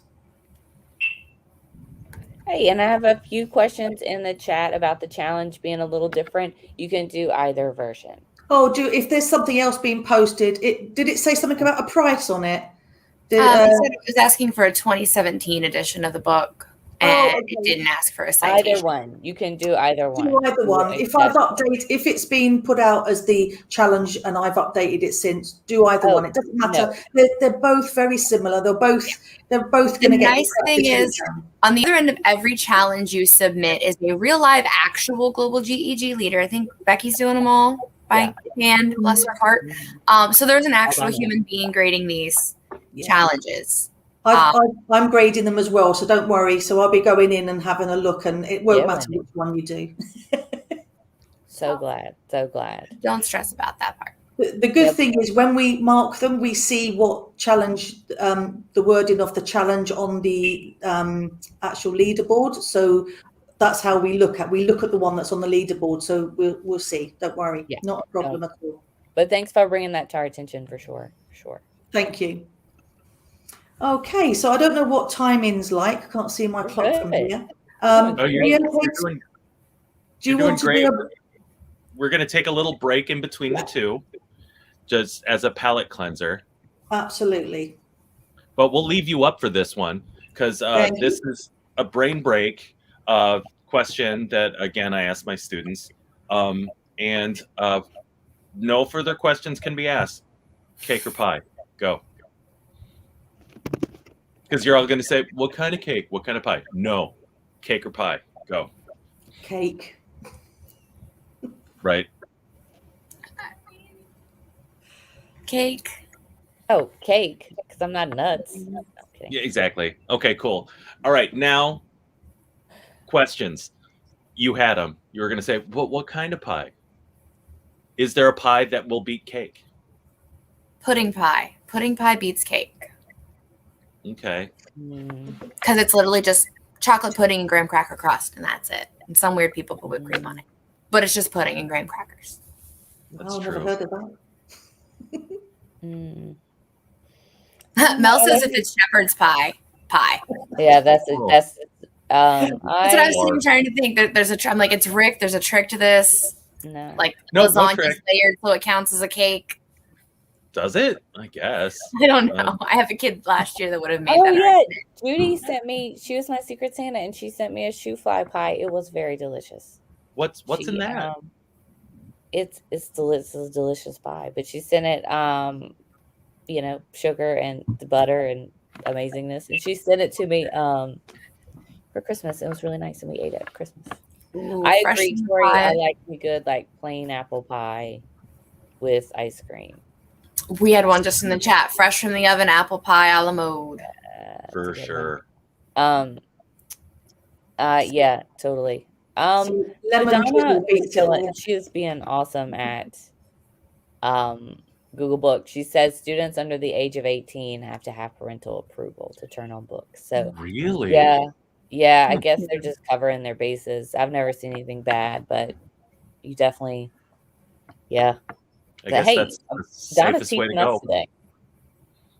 Is cheesecake a cake or a pie? Oh, That's I a say tough cake. I feel like I don't know. Yeah, it smells like it's got cake in the name, which is my default answer. It does look It's like got a cake in pie. it, but also It looks like a pie. Awesome. That was a good one. You did a good job. We need to jump into Scholar, but that was a good. Let's do it. The polls are okay. So we had 28 votes on the poll on YouTube. 57% went with pie. Wow. Huh. All right. I mean, they're wrong, but okay. Cool. that's okay. My pup's sitting right here with me, keeping me company, and he was like, he looked at me when y'all asked, speaking of languages or speak to the dog, and he like, which one you better pick. It's got to be this one. Yeah. Yeah. I don't know, but be honest. What does your dog do all day? Like when you ask them about their day, how dull. So when right? I come home, I don't know if Cora's a little older now that maybe she doesn't, the wiggle butt isn't as much. But when I come home, this whole back half of my pity wags. And just to hear that, Mom, I'm so glad you're home, that would make my day. I guess. We do a whole special on Cora communicating if you'd like to see it. But all right, let's jump into Scholar. Just I would really like to just speak to my cat once this week and just ask, what is it you really want to eat? Because you're not eating anything I give you. What would you like? My cat's mean. She's mean. That would be the one for me. My cat would be like, I wish you didn't live here. I'm glad you feed me. You're always in the way. When I leave, now that I think about it, you would, wouldn't you? Yeah, I got that look. Yep. You would guilt me when I leave. All right. Well, let's jump into Scholar. I love Google Scholar, so I'm super excited about this one. So I'm going to let you guys take it away again. I've definitely been in it this morning. I'm finishing up my last couple of papers for grad school, and yeah, it's much easier to find things than just straight Google because I can limit it to things that are relevant. I'm not getting all of the random blogs and random articles that float around on the internet. I'm getting things that are, peer-reviewed articles, academic. They're really what I'm after when I'm researching. Yeah, absolutely. And it's not just for, it is for scholarly articles, but you can get stuff from academic publishers, you can get them from societies and universities and other websites as well. So you're getting papers from quite a few different sources. And I just think that's so useful. And dissertations, which sounds so weird, but I've actually found a couple, and sometimes you go down the research rabbit hole and just start reading random people's dissertations because it's a topic that interests me. Absolutely. Yeah. And why wouldn't you? That's what they're written for. Hopefully somebody wants to read them if you spent all that time to write them. So there's only a few things really. Again, this is another really simple one, really useful. If you've never used it before, it won't take you long to work it out. We just need to, for the exam, make sure that you know how to search, save, cite, and share. I don't know if you wanted to. Do you want me to demonstrate there, Jonah? Or I can if you want. Yeah, I'm happy for you to go for this one if you'd like to. I'll jump in. I'll take over the share. Taking it over. Take it over. All right. So with Scholar, I still have that profile. I still have that library, like similar to what we had with books. But I can search for whatever it is I'm after. So I'll give you a perfect example. I'm doing a paper right now on digital literacy. And you'll notice I'm getting a couple of books in my results, but I have a specific requirement from my professor that it has to be an article within the last 10 years. So I have this ability to set my custom range for just the last year. So I'd say 2011 to now. And then I'm not taking the time to stop and check every article. Oh, is it within the time frame that I've been allowed? And I can find any of them. I can get some suggestions on maybe, you know, a way to target my search a little more. If I know I'm not allowed to use books, I don't even have to look at them. But I can come down and can we teach digital natives digital literacy? Because there's this lovely ongoing argument of, are our kids digital natives or are they social media natives? And I'm given all kinds of information about it. I've got my authors' names. I come here and get who it was, you know, when it was written, when it was received, when it was put online. I don't necessarily always need that, but I can see a little more about it. I've got my DOI information right here, especially, I don't know if MLA requires it, but I know APA 7 now requires the DOI number for citations. But I've got this lovely citation link where I can export it to different things. BibTeX is usually pretty handy, and I just get a little bib file down the bottom. It does not give us, unless I export it as text, it does not give you an easy copy link like we got in books. But if I export it as text, I can pull it out of that TXT file and use it wherever I need it. Okay. But if I'm in my article and say I really like it, I can share it from here. But if you're told to share a link to an article, you can do that. I can get my site from right here if I really want. I can save it. I can see all those old versions like we were talking about. And Wendy, I know you said you liked reading those related articles. I've got those as well. Most of them are going to be PDFs. Some of them will take you to a page.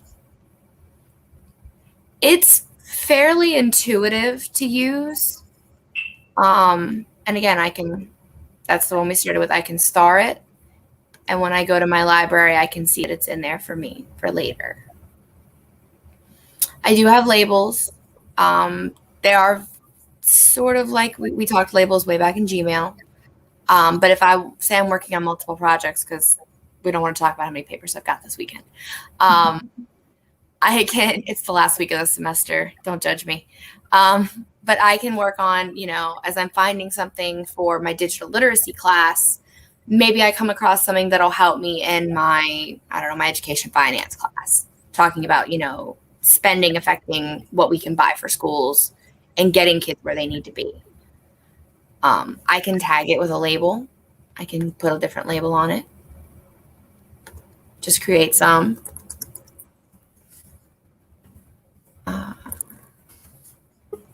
And then when I go into them, I can tag them.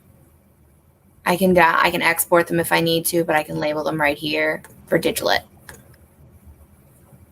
So it makes things a little easier and keeps you a little more organized. And then when you're done with it, you can remove them if you want. What do you use it for mostly, Wendy?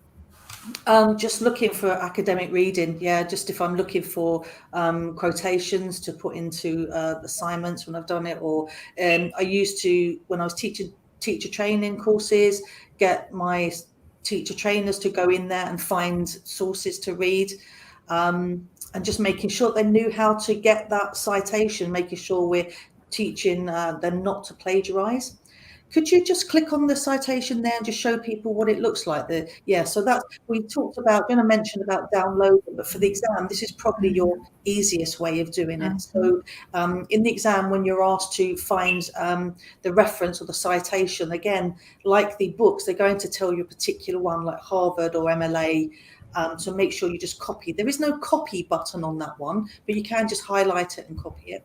That's it. So it's slightly different to the books one, but very, very similar.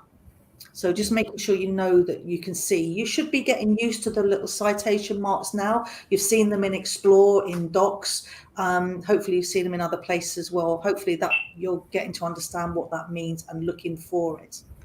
The other thing that was really important for the exam is that being able to search in the custom range, which Jenna showed, because you're probably very likely to be asked to search within the last 2 years or something like that. So making sure you understand how to get to the custom range. Do you know, although I knew they were there, the labels, I've never actually used them in Scholar. So I like them. They keep me a little more organized. Yeah, absolutely. And you can make a label that just says stuff I want to read when I actually have time. Yeah, things that interest you. One that I really like is this little cited by. So sometimes I'm interested in, like you said, finding things that are related. Then related articles are great, but these are things that actually cited that article. So how has somebody else used this research? How has it helped somebody? So that's one I like. Absolutely. That's a really good presentation. Thank you. So just on our last thing we've got, if I just share my, if someone can bring my screen back in. Sorry, yeah, I've taken it out of presentation mode. It's fine. I think you can see it there. This is the leaderboard challenge for Scholar. Again, very similar to the sort of stuff you're going to be asked to do in the exam. It's looking for an art history text on Frida Kahlo that was written since 2020. So making sure it's nice and current, making sure there might be some different editions on there, so making sure that you can see the right edition, making sure that you can do a link to the book from the Google book search and from the Scholar results page. Did we show both of those from the page? Google book page. We showed it from the Google book page while we did books. Because it's the link from Scholar results page, yes, where we click on the quotes and we have the multiple different options of how to cite. That's the MLA citation one, just making sure you can do the URL. So read carefully what they ask you in the exam.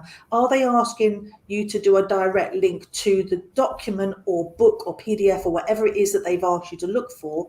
Or are they asking for a link to the results page? There are two things that could come up in the exam. So the results page would be, sorry, let me bring my screen forward. So this is the results page. Yeah, but this is the actual article that we're looking at, obviously, which has got a separate URL. So just making sure you've looked at in the exam, what have they asked? Have they asked me to do a link to the results page, which is this one, or have they asked me to do a link to the actual article? It's just making sure you read and are very clear of what you're being asked. So there was one question in the chat, and I'm going to steal the screen for just a minute to show you this, but somebody asked if you could limit it to, like, say, not include books. So here's our digital literacy search. You can see my first result right here is a book. Minus book, this is my little cheat. I put minus book, and it automatically ignores all the books. Absolutely, yeah. So no function within that, but we're using the general search functions. Yeah, it's silly and it's old school, but it is effective. Mm-hmm. Yeah, they're still and still relevant for the exam as well, because you're expected to be able to understand how to search efficiently. Oh, I just noticed all your Funko Pops. I'm a collector. Ah, what style are they? What particular? I've got the 9th, 10th, 11th, and 12th Doctor. Nice. Rose Tyler. Nice. More Doctor Who fans in our house. Supernatural, Firefly. Yeah, we've got quite a few in our house too. We got one signed one Harry Potter one signed by Daniel Radcliffe when we went to go and see him. So that's pride of place.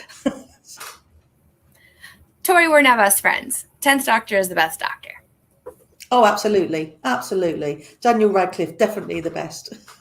Oh, David Tennant is my jam. My brain, David Tennant. I'm thinking of Harry Potter. David Tennant, definitely the best. That's who I meant. Sorry. Yeah, my daughter loves him. I think we're done. I think we've got through to the end, haven't we? So that's pretty much. Somebody said they could access citations in Scholar, but not in books. They only get an option to download 3 kinds of citations: BibTeX, EndNote, and RefMan. I have never heard of that. That is interesting. Make sure they go back to the results page and click on. Yeah, make sure you're looking from your results, not once you've clicked on a result and it's opened, that's run by whoever runs the book. Yeah. If you do it from that search results page, try that and see if it works. Yeah, I think maybe they're in a slightly different page. Check that out because that should work. Any other questions coming in? I'm letting you field those. I don't get the link about this edition on the book page. That is weird. Don't know what would be going on there. Let me see if I can find a book. Let's see if I can find one. Let me throw this back up here and we can look. So I went to Google Books. Oh, nope, I ended up back on Google. Books.google.com and Education Finance. Double classes I'm taking this semester. All right, and we're looking, so I should be able to see my year right here. And if I click right here, I've got that option for more editions. So I can see, here's the current edition. This one maybe didn't have more than one. But I can see, is what she was saying, you can see it where it's in the libraries around me. Let's try adding third edition. Let's see if I can find one. There you go. This is the book I'm in this semester. I go, so here's the cover. Isn't it lovely? Don't you all just want to run out and read it? If I go to other editions, I can see the first edition way back in 05. And I can see the third edition, which is where we're at now. And then that's the old one, middle. But you should have an option here for other editions. And challenge, you ask for a text, but then you mention a book. Book is a text. You're good. Textbook. In the exam, you're likely to be asked for a book, even if you're in Scholar, but they may ask you to find a PDF. It just really depends on, what they ask you on the day in the exam, really. But don't forget, books are within Scholar as well as in books as well. So when you click on in Scholar, if you see that it says book and you click on it, it will take you into Google Books. So just being aware of that too. Okay. Someone said about making your library private. I don't think anybody else can see your library at all because it's within your own Google account. Yeah. So unless we have our screens shared, you're not going to see what's in my library. Absolutely. So the library is yours. Obviously, everything in there is public. You can't make individual things private in there, but the actual collection is private because it's your collection. So if you've got a penchant for a particular type of book, nobody's going to know it's your secret. Yeah. If you've got books on knitting patterns in there, no one will know. Don't worry. Yeah, little secrets are safe. I think, now we got pots on heads. I know. My daughter, this is my daughter's favorite. Okay, you guys did great. Honestly, if I'll speak my truth. I messed up on Scholar on my level 2 test. And when you don't pass, you get feedback. And I didn't pass level 2. It was kind of my fault, but it's a long story. But because I thought we were gonna be at the house all day, it was gonna be raining. But then actually it was a beautiful day, so we went to the beach and I had some margaritas and then took the level 2 test. And I think that might be the problem more than your ability to use but I did Scholar. mess up with Scholar and I use Scholar all the time. But yeah, so like when he said they might ask you for a book or a PDF on a specific person or something like that. The funniest one that I saw was somebody taking their level 2. Luckily, they were on a laptop because I was in the room with them and the fire alarm went off. So she was walking down the corridor with the laptop in her hand, thinking, I've got to get them as quick as possible outside so I can carry on with this. Because the timer's still running, man. The timer's still going. That would freak me out. Yeah, you can't pause that timer. That's it.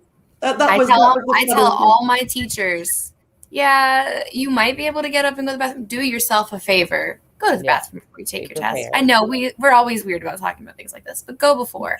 Because if not, you're going to be sitting there and you're going to increase your own anxiety over something silly and have the margaritas after. Absolutely. Save the margaritas for after.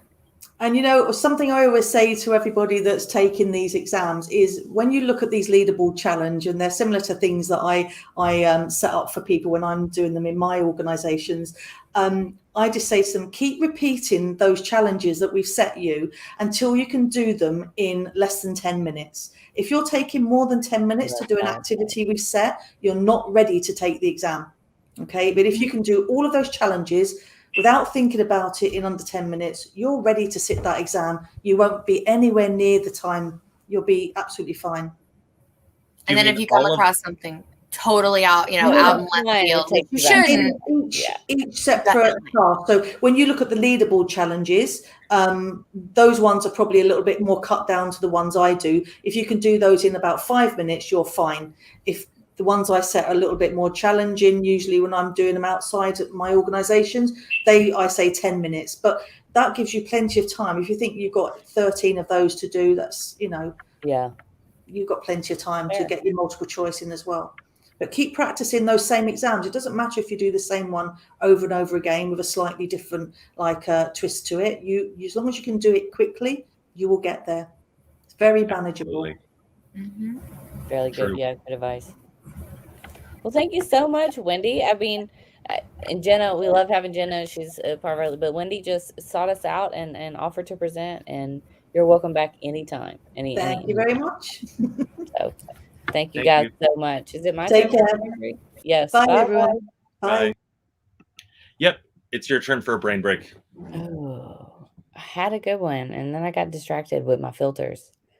What was that? Oh, unibrow or no eyebrows at all? As a someone who has to take care, separate these at least once a week, I'm gonna say I'd rather have that than none, because I've seen what happens if I get too crazy in separating them. No eyebrows is a bummer. So unibrow. Besides, unibrow. Who doesn't like Bert from Ernie and Bert? Yeah, did you see the new Space Jam yet? No, not yet. You got to see it. It's relevant to it. But saying. This is relevant. A timely question. Yes, it matters. All right. So what we got next? We did Scholar. Yep. And I went again. Oh, now we have Rachel and Search. Woo-hoo, let's bring up Rachel. Rachel. Hello. Hey. Oh. Hey, how are you? So great. Yeah, so good. And guys, Search, I know it sounds simple. So Rachel, do you think you're logged in an account? Is YouTube tracking how you do the search? It is, isn't it? Yeah, totally. Yeah. So it does. Normally we say it doesn't matter how you do it as long as you get it done. But I think with Search, I think you have to be very specific and do exactly what they say. Mm-hmm. Let's step off and let her do her thing. Same. Okay. Amazing. All right. I'm going to share my screen. So let's get this up here. Okay. All right. So we are doing Google search. So what I want to do is focus on the key skills that you need for Google search for your level 2 exam. So we're going to look at filters and tools and some of the advanced search features. And then if we have time, we might touch on trends and news. They do get mentioned in the level 2 curriculum, but I haven't seen them in the level 2 exam at all. So I don't think it's as necessary that we get to those if we don't have time. So the first thing we're going to do is take a look at some of the filters and the settings. So what I'm going to do is I'm just going to open up a new tab here, and we're going to go to google.com. And we're just going to do a search. So I might as well search for global GEG, and we'll take a look and see what comes up. Okay, so this is pretty typical, your search page. You've probably done this a million times before and Googled for all kinds of different information, and you get a ton of results. So for example, here, when we look for global GEG, we get over 1.1 million results, which is a lot of results. So if you're looking for something really specific, then this is a lot to go through. So you can start to kind of narrow down your search depending on what specifically you're looking for. So one of the easiest ways to start to narrow down stuff is just to use these filters at the top here. So for example, we're on all search right now, but you could just go in and look for news results. You could look for just images, so you get all the wonderful global GEG logos here. You could go to maps. I'm not going to click on that because that's just going to take us into something funky. Or you can go to videos here. And I like this because then I can go and find any of the global GEG videos really easily without having to go into YouTube and searching in there. And then with your 3-dot menu, I like to call it the Timbit menu because I'm from Canada. If you click on the more, you can get into, for example, we were just talking about the books, so you can get into the book search there, as well as a couple of other different options. And what's really nice is once you're in one of these filters, you can see we're filtered down now to 107,000 results, which has already narrowed our search down quite a bit. But if you click on the tools, you also get some more tools to narrow down your search even more. So for example, like it changes for each of the different filters. So for videos, you get things like you can look for duration time. So you can look for short, medium, or long videos.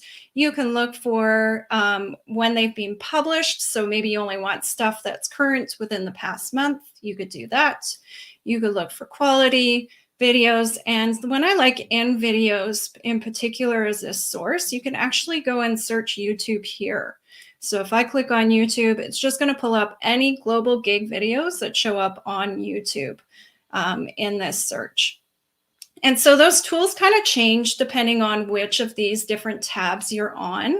For example, in images, if we go to the tools, you can narrow it down by size, by color. So like if you're looking for an image with a transparent background, this is a good one to come in and click on. That's just going to give you anything with transparent backgrounds. You can also go by type. So you could look for just GIFs if you want to look for GIFs. You could look at timing. So again, when they've been last posted. And then this one in particular, the usage rights is really important to know for your level 2 exam. So if you want to look for stuff that you can freely use, you're going to want to look for Creative Commons licenses. So these are usually the things that are labeled for reuse, depending on what the license actually is. So if we click on that, oh, we're getting some really weird images here because I've narrowed it down too much. But if we just, for example, click on this first image here, has nothing to do with global GEG, but it doesn't matter. What you'll notice in the search over here is that it gives you some information about the creator, the copyright, and so on and so forth.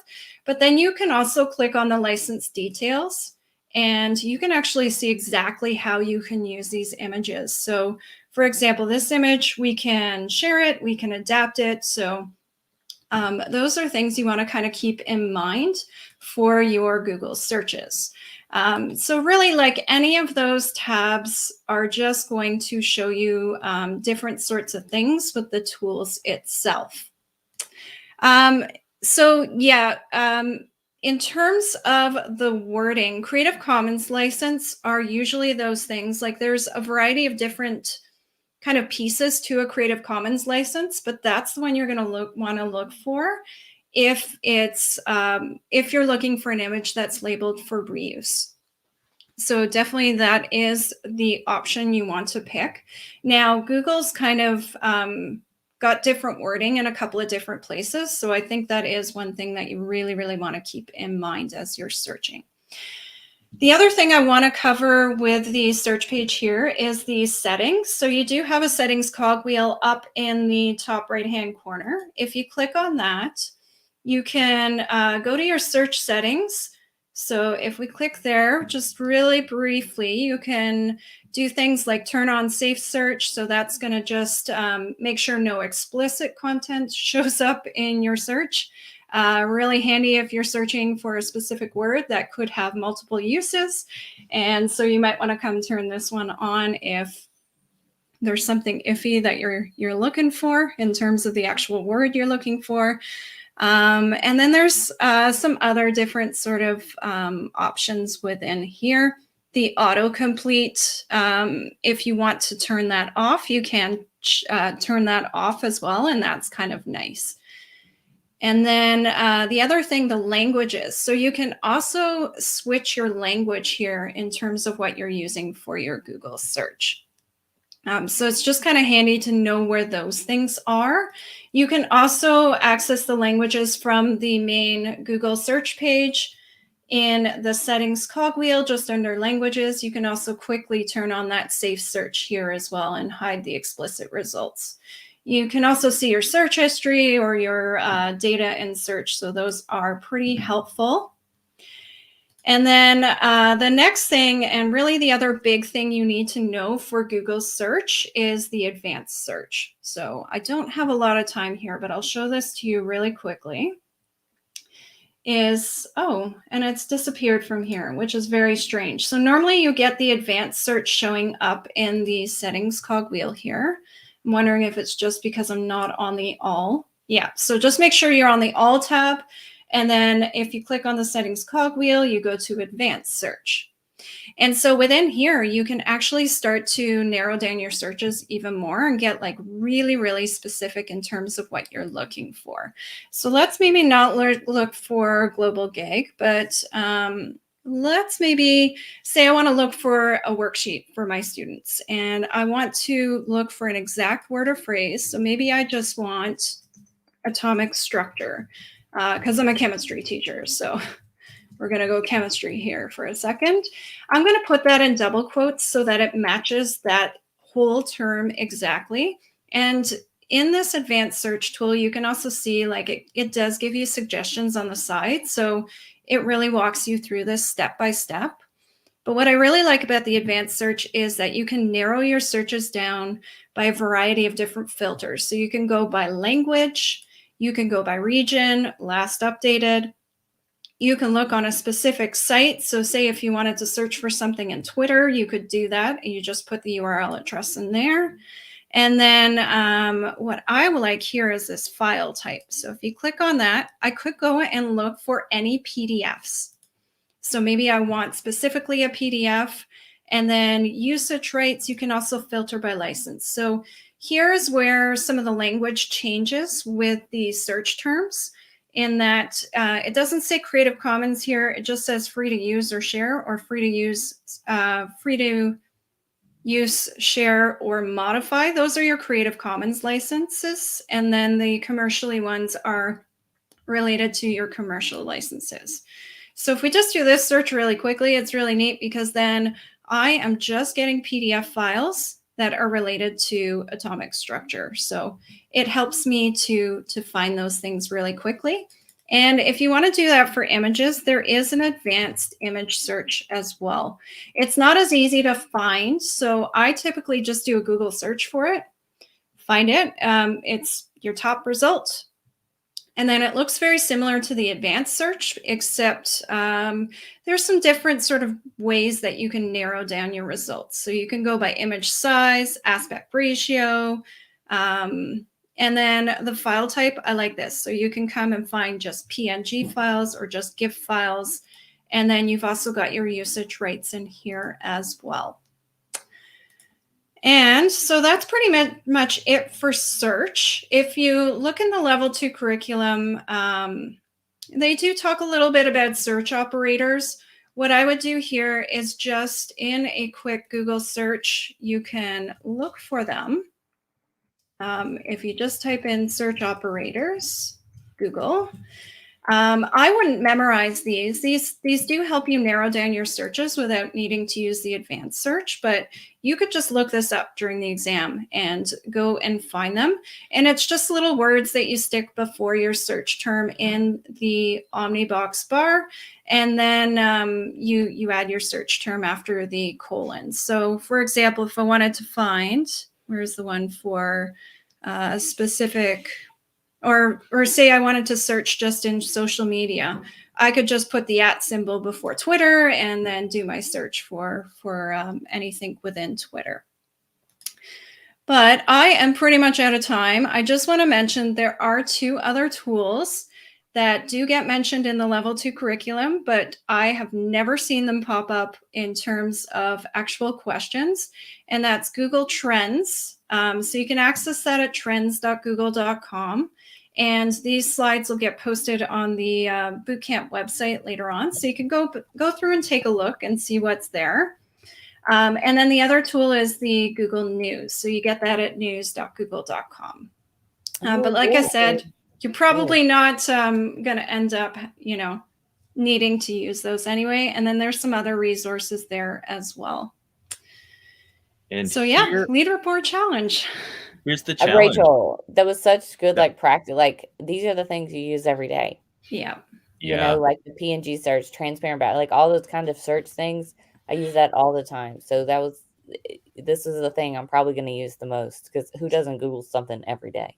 Exactly. Like, at least 2 or 3 times per day. And if I'm doing a presentation, at least 4 times per slide is what I'm doing. So at one point in my life, I Googled, am I in labor? So I'm just saying.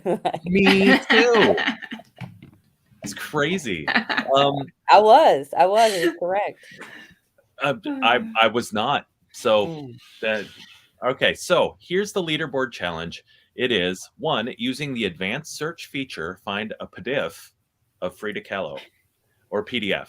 I mean, it's a regionalism. Everyone here says PDF, and there's no one here to contradict me, so I'll say it that way. 2, search for an image of Frida Kahlo that is labeled for reuse. Please, copyright is a thing. And finally, upload both resources to Google Drive. And that's the leaderboard challenge this time. So get to it. Find some Frida Kahlo. Did you mention the unibrow because of that? Or no, it was Space Jam, right? Space Jam. Okay, cool. We had some questions about the leaderboard, just so I don't forget. The Scholar Challenge, you can either do what's on the slides or exactly what is in Gameably. Either we grade all these we submit all these by hand. So either one will be fine. Yep. And then like the leaderboard challenge, I know they're like they're a little more difficult in level 2. So, just keep asking your questions. But like I said, I know it's like a kind of a next step with level 2. And a lot of these we take straight from the challenges that Google has released.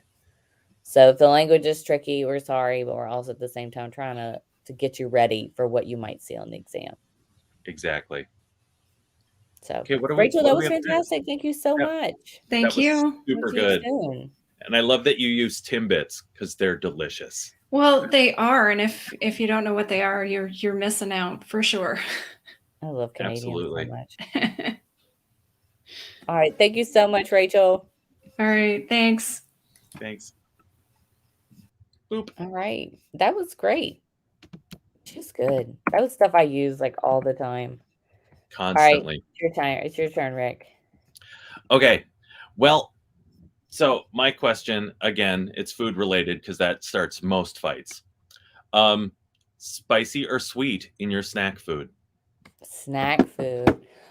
Oh, that's different. Spicy. Salty's not an option. So I would go with sweet. Mm-hmm. Yeah, same. Like in snack food. Like if for a while there though, I'm not from the South, but I identify as. We'll take it. A meal was not a meal unless I was sweating. So everything had to be spicy, which drove my family absolutely nuts. But now blender is better. I get heartburn, but I don't care. Like every time I go to New Orleans, I have like a separate bag of like Tums and things that I'm gonna need, but I don't care. I'm ready. I'm here for it.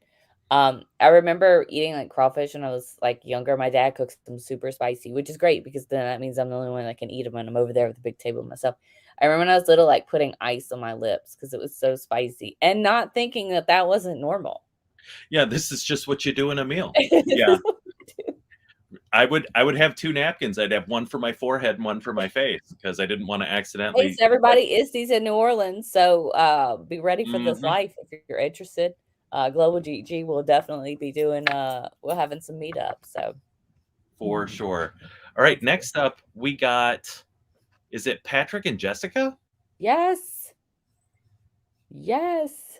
I know, right? Woo! Hi, everybody.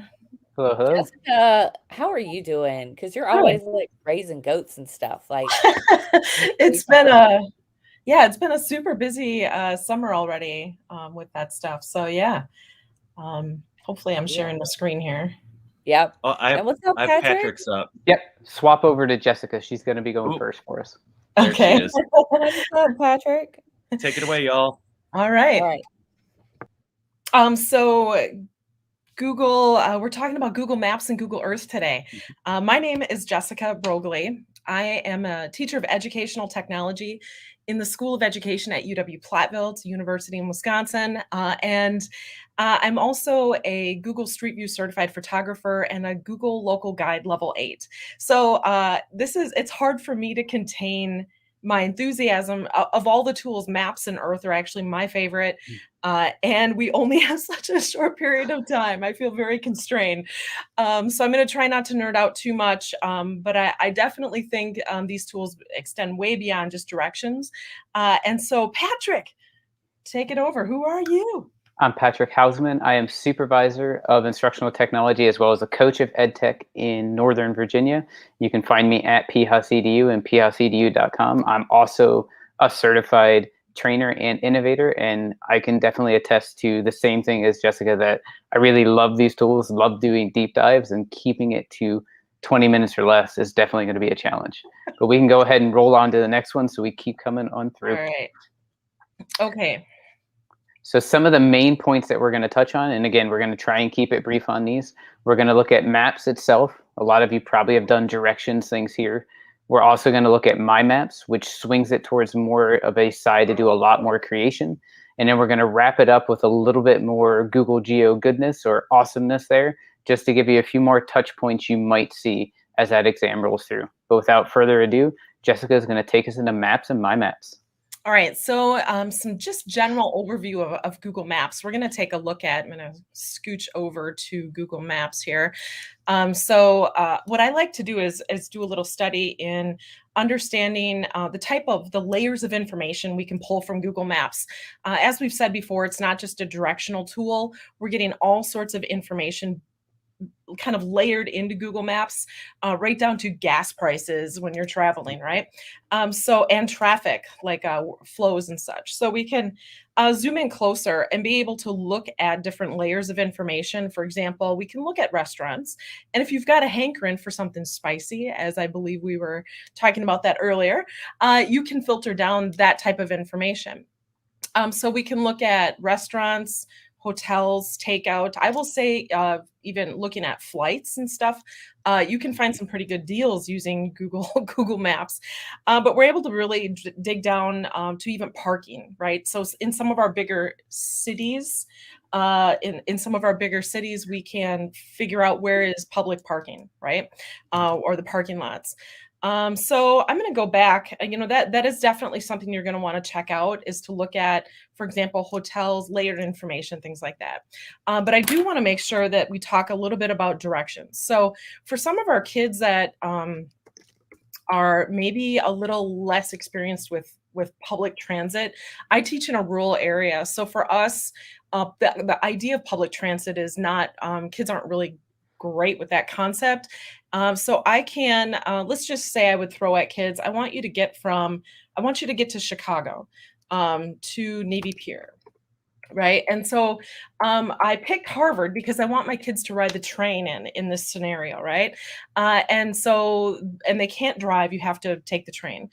So then we kind of get this idea. We can drill down deeper and look, okay, I'll drive my car to Harvard, but then I'm going to, we can kind of look at this line here of options for travel. We can get car directions, we can walk it, we can bike it, and we can't fly there. If you had picked if I had picked a different scenario, plane options would, flight options would display. But I'm going to take public transit. And so then we get lots of options for public transit, and our kids can plan and maybe even really do this trip someday. I'll also say that if you're closer, like with your phone to the physical location, the scooters you can check out, those pop up as options too. So that's definitely something I think you're going to want to play around with and kind of explore. I think back to probably 5th grade when I had to research a country as part of my social studies project. And I would write, or research a location in Wisconsin. I would write to the Chamber of Commerce and say, now I can do most of that work just in Google Maps. It's become, this particular portion has become a definite research tool. So Street View. So I'm going to go back to Platteville here and talk about that a little bit. So Platteville, there we go. Okay, so we got to talk about Street View. I'm going to zoom into our lovely little town here, and I'm going to grab on Pegman here in the bottom right-hand corner, and I've got him by the wrist, and I'm going to drop him. If you see blue lines, that's Street View technology uploaded by Google or Street View certified photographers. The blue dots would be photospheres uploaded most likely by users like you and me or companies that act as that. So I'm going to drop Pegman here and take a look around my community.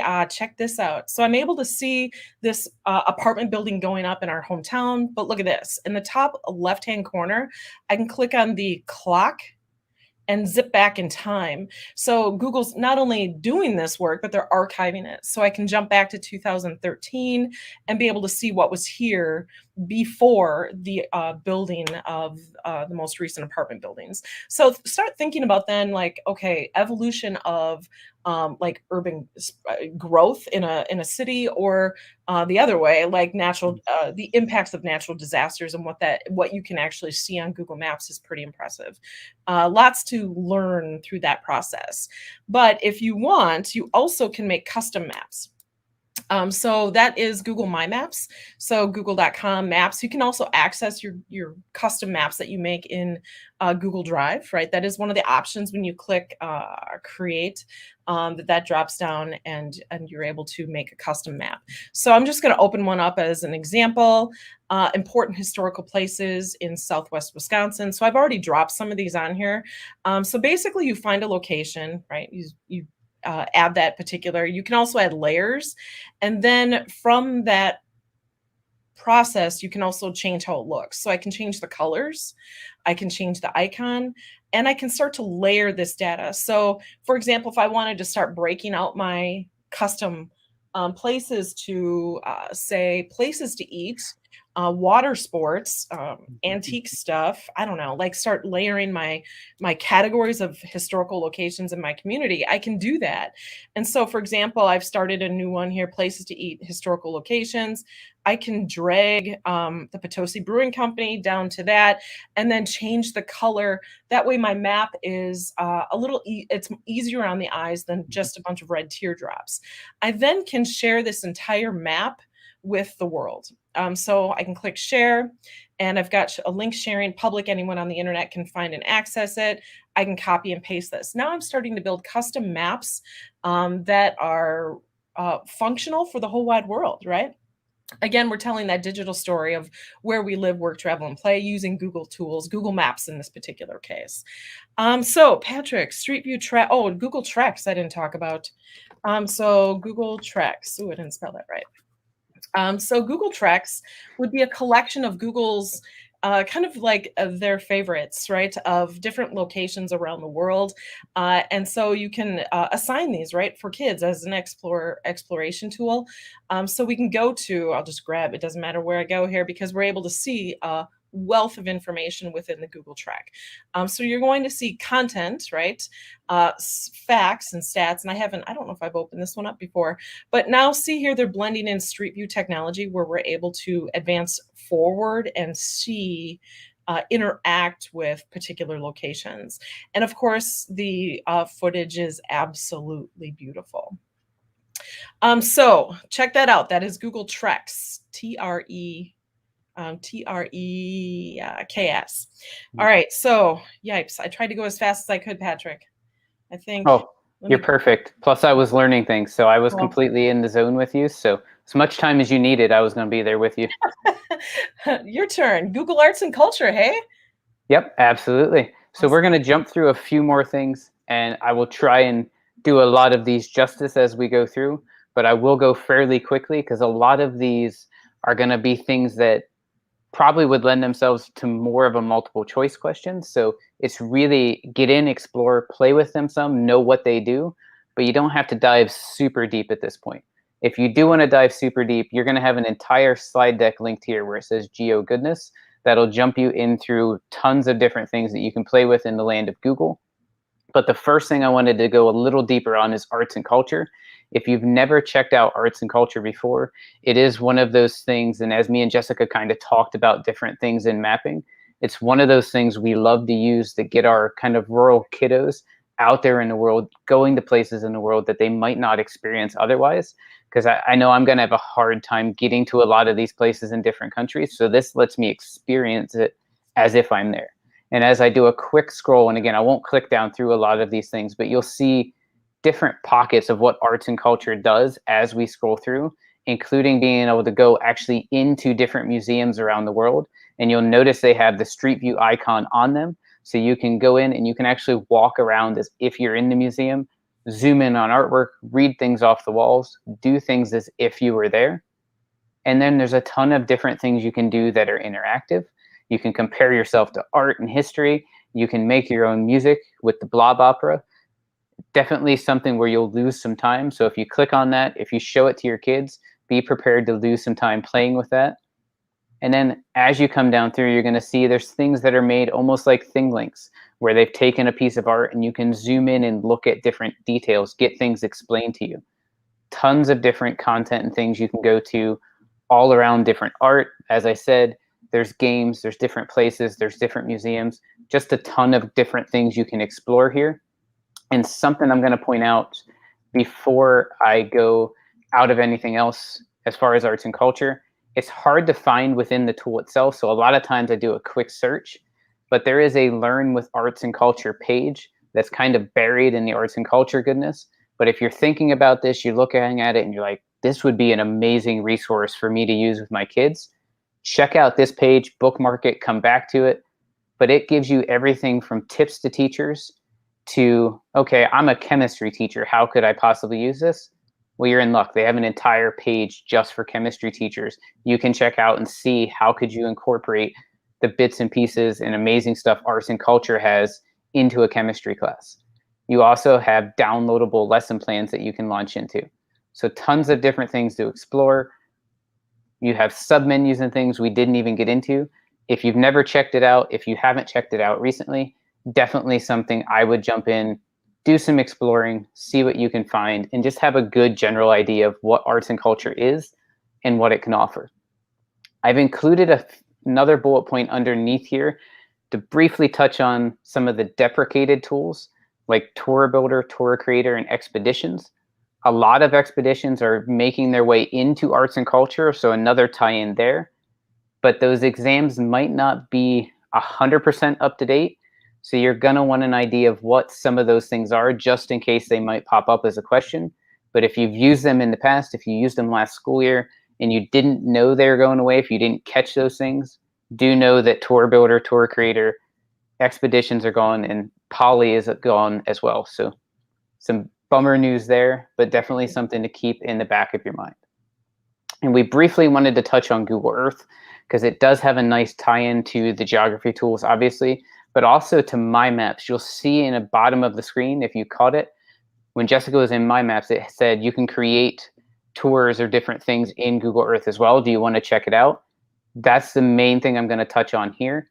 To get an idea of what they look like, when you go to earth.google.com/web, if you click on the Voyager icon, which is the old school like sailboat wheel, if you click on that, you're going to see all of these different Voyager things that they've already created that are already there for you. And you'll notice they have an education tab. So we'll jump to that real quickly.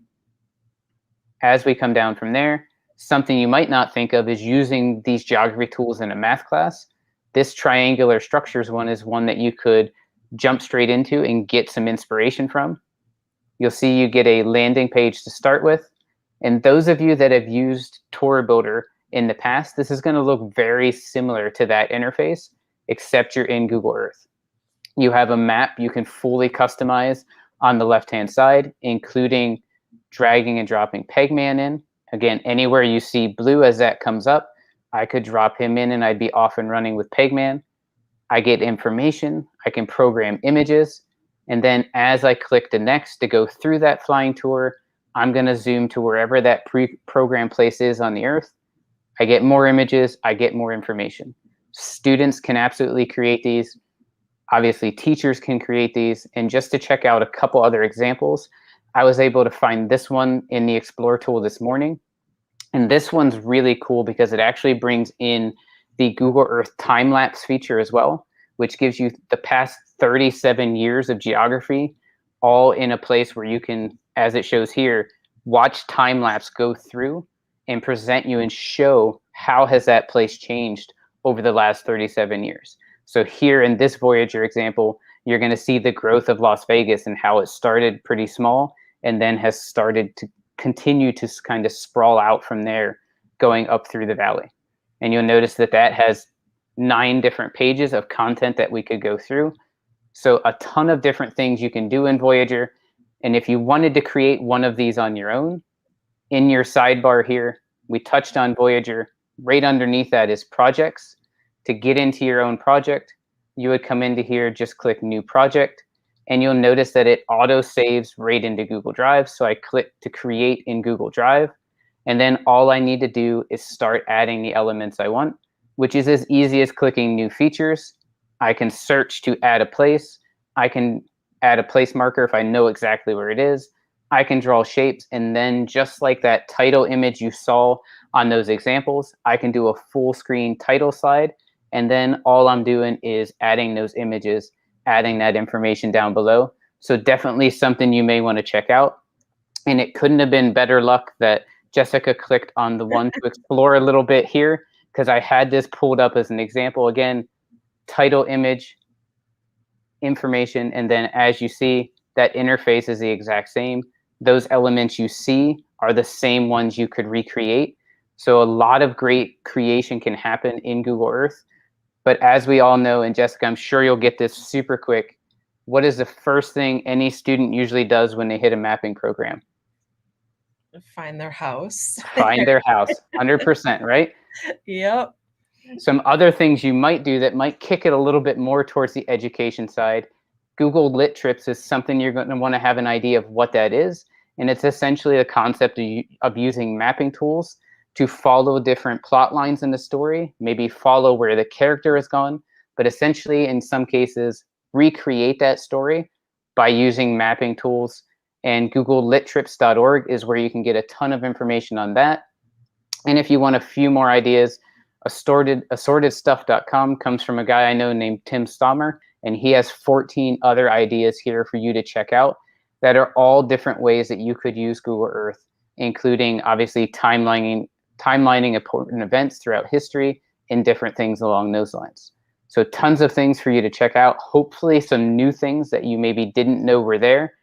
In the world of Google, one of the biggest recommendations I always have is play with the tools. And anywhere you see a menu that you can click on, click it, explore it. And then on the bottom of this slide, you'll see just one pro tip there. And this is really more towards the exam side of things. If you need to do something on the exam, even if it's not maps, if you can, copy and paste, even if they have it misspelled, even if they've messed something up, copy and paste it. So in this case, in maps, you would go to the exact right place, or in the other places, you're presenting it, submitting it exactly how they typed it. So you know when that computer swings around and grades it, it's going to be the exact way that it should be. We already touched on the Google Earth on the web, but in case you need more info, remember that slide deck is linked into the previous slide. And we'll go ahead and wrap it up as we hit this last slide with your leaderboard challenge. So you're going to need to get into maps.google.com. And as we said, start at that first place many of us do. Start at your house. You can choose a different location if you want. And then give us map to where you work. Maybe it's your school. maybe if you don't want to do your school, maybe an alma mater where you maybe went to college or attended a school, and then you're going to get us a link to share us to that map so we can see what the awesomeness is that you've created. And I think with that, Jessica, do you have anything else to add? Do we miss anything in our list of goodness? There was a quick question. I started to answer it in chat, but I'll just do it verbally. The question was, how long has Google been archiving? So Street View started, I believe, in 2007. But I will say that they are collecting images much older than that for use in projects that we talked about today. I've noticed even in my little community in arts and culture, they have photos from the 40s, for example, 40s, 50s, 60s. Wow. Yeah. Yeah, and time lapse as far as Google Earth goes back 37 years. I remember that distinctly from the title of a blog post. So definitely 37 years, at least satellite imagery on the Google Earth side. So tons of good history you can get into. For sure. We did have a request that we should have put more time aside for this session, and I agree. But we just need to request that they come and do a whole session, like a whole day. I would like to know about the process, Jessica, of getting all those things, like becoming a photographer and stuff. That was what I was going to ask. I want to know how you got involved with all that and what is involved with all that. I'm super curious about everything you mentioned. So many questions. So we're going to have Jessica on because I'm going to keep begging her. Patrick, I'm always talking about Google Arts and Culture. So I'm so glad you brought it up. I was like, thank you. Because it's always been an untapped resource. Question, do you think Google's going to change the name? I feel like that's a long name. Well, it used to be Arts and Culture Institute, I believe, back. Yeah. So this version is actually a shortened version. I would be happy if it was even a little shorter, but like Google Arts would be Google Arts. Yeah. I think that hurts the voice. Arts Cult. No. That's probably not a good shortening. No. If you use it, you're in the cult. But yeah, so definitely. Thank you guys so much. Absolutely. So much. I really appreciate it. And that was our last session, like, for the day. It was. We got some Q&A now, which I'm really excited about because it's Devin. Devin's the coolest. But yeah, so let's go ahead and bring them on. So this is our time to ask your big questions. Like, I know some of you had questions. Like I said, the challenges, are a little more tricky. It's just because it's like a level 2, and we get a lot of those straight from Google, from the challenges they release. So we just want to make sure you're familiar with like their verbiage, because we can make it a lot easier, but then that wouldn't be fair to you.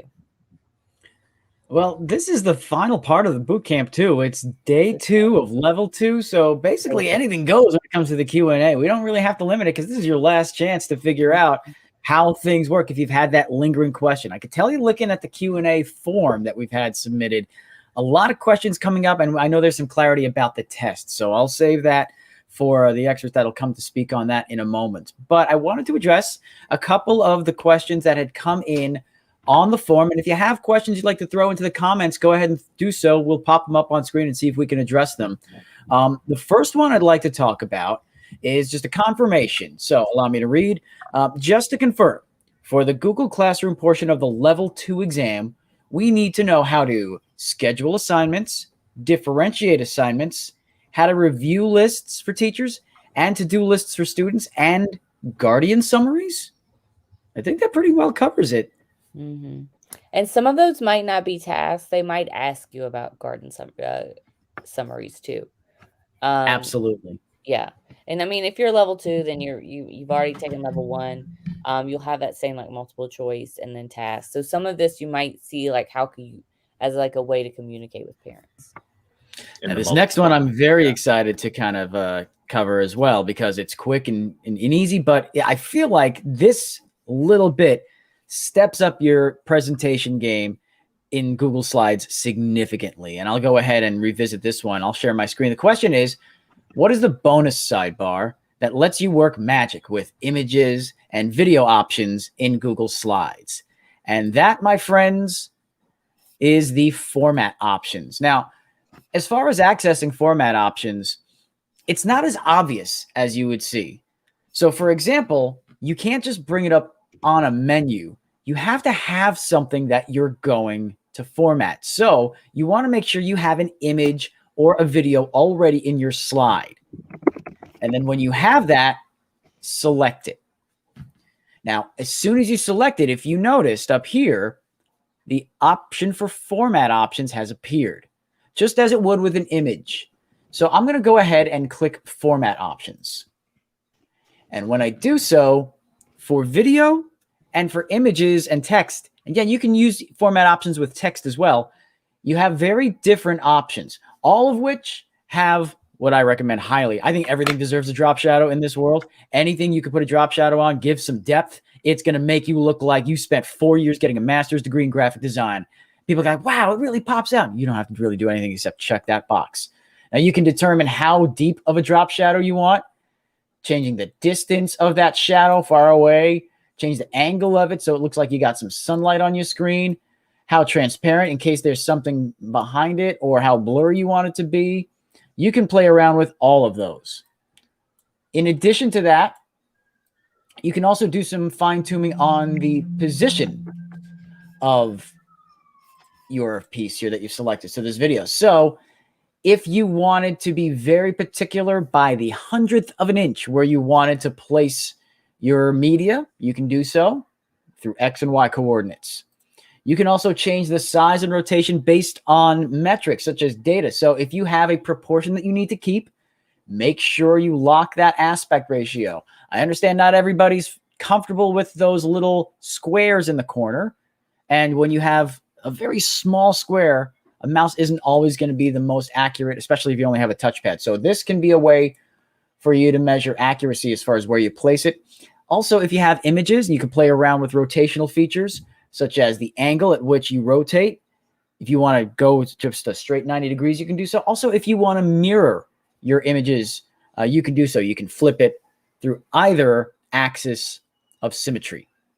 But as far as the video, I highly recommend this. A lot of new features coming on board with video playback in Google Slides. So you have the opportunity to change not just how much of the video plays, but whether or not audio plays on the video, as well as when the video plays. So, for example, if you've ever had a video in a slide and you're really not a big fan of getting your mouse in the way to play it, you have some options here. Play automatically. That means that as soon as the slide appears, that video is going to load and play for you. On click. So this would be the next in the sequence. So if you have things like animations in your slide, this would be one of those. It would automatically take the first position. So as soon as you click it, the video is going to play, but you don't have to click the video to play it. You can just advance forward like it was the next slide. Or if you don't want to mess around, you want to just click it and it'll play on your timing, on your moment. You can go ahead and click play manual, and that will require you to actually click play on the video. Now, if you don't want to play the whole video, if you want to set it so that it starts at a certain point and ends at a certain point, that's where you set those right here. The start at for the first timestamp where it begins, and the end at for the second timestamp where it closes. And just to kind of show you how the images work, I want to make sure we're clear on how that applies. If you have an image, as I said, you have additional format options as well. Now you lose the video playback, but you have the opportunity to recolor your images. So let's say, okay, I really don't want this to be red. How about we change it to blue? Or let's make it a little bit of a deeper neon green. Ugh, that kind of looks gross. I don't like it. You know what? Let's just polarize it and make it reversal here. So you have some options to play with as far as how you color. And if you want to remove that recoloring, you can set that option too. You're also able to change some of the visuals on the image, such as transparency, brightness, contrast, as well as if you want a reflection. So reflections are neat if case like you have some shiny surface. You want to hover this over to make it look like there is something. You can see a little bit down there. So it kind of covers off to the screen. So you have a few options for images that you can use. You also have the same format options for text as well. So like I said, drop shadow for everything. Make sure that all of the text that you want to place this on applies. And now you have a lot more depth to it.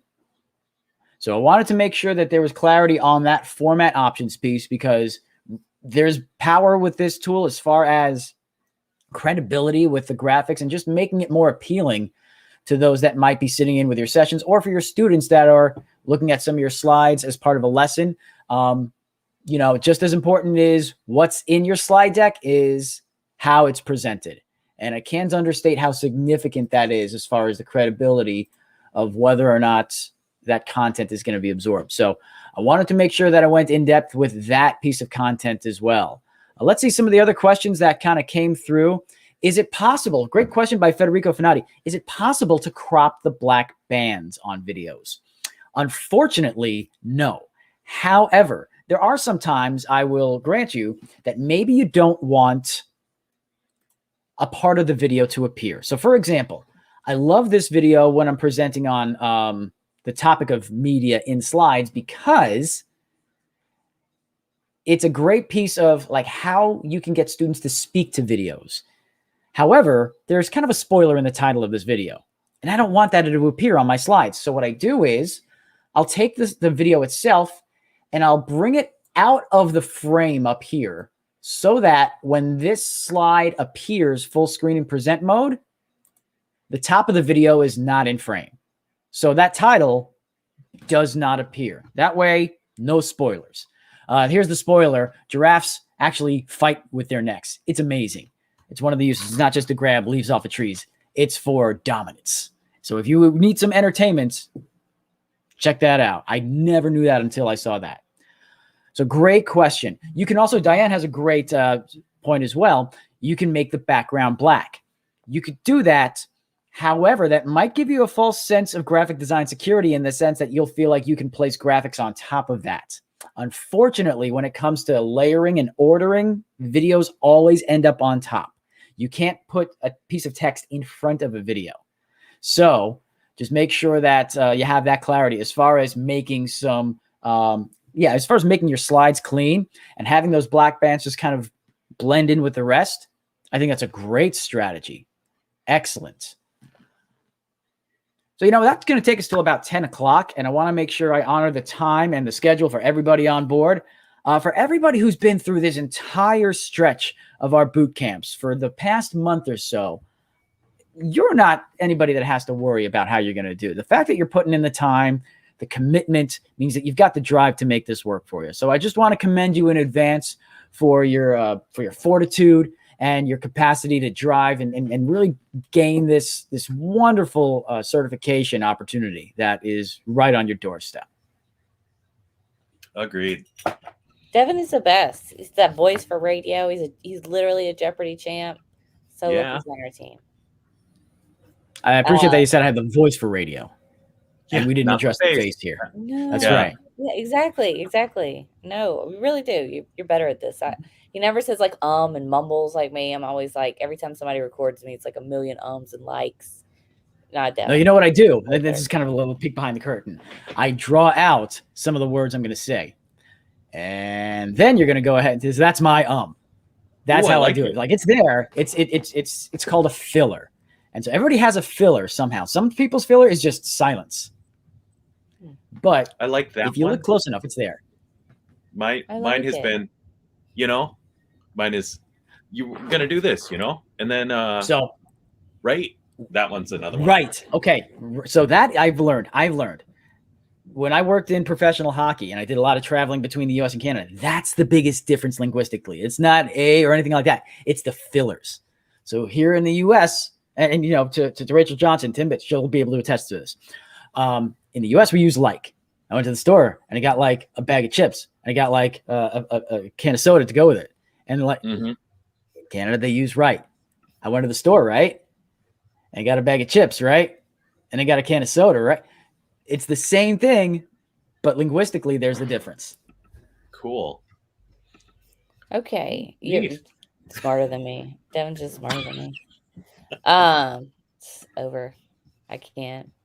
But thanks again for your amazing explanations. Those of you I did. This was totally my fault too. I had this sheet. It was restricted on view, and thank you guys for pointing out. It's now published on here. We need to type in right here. I need to do that.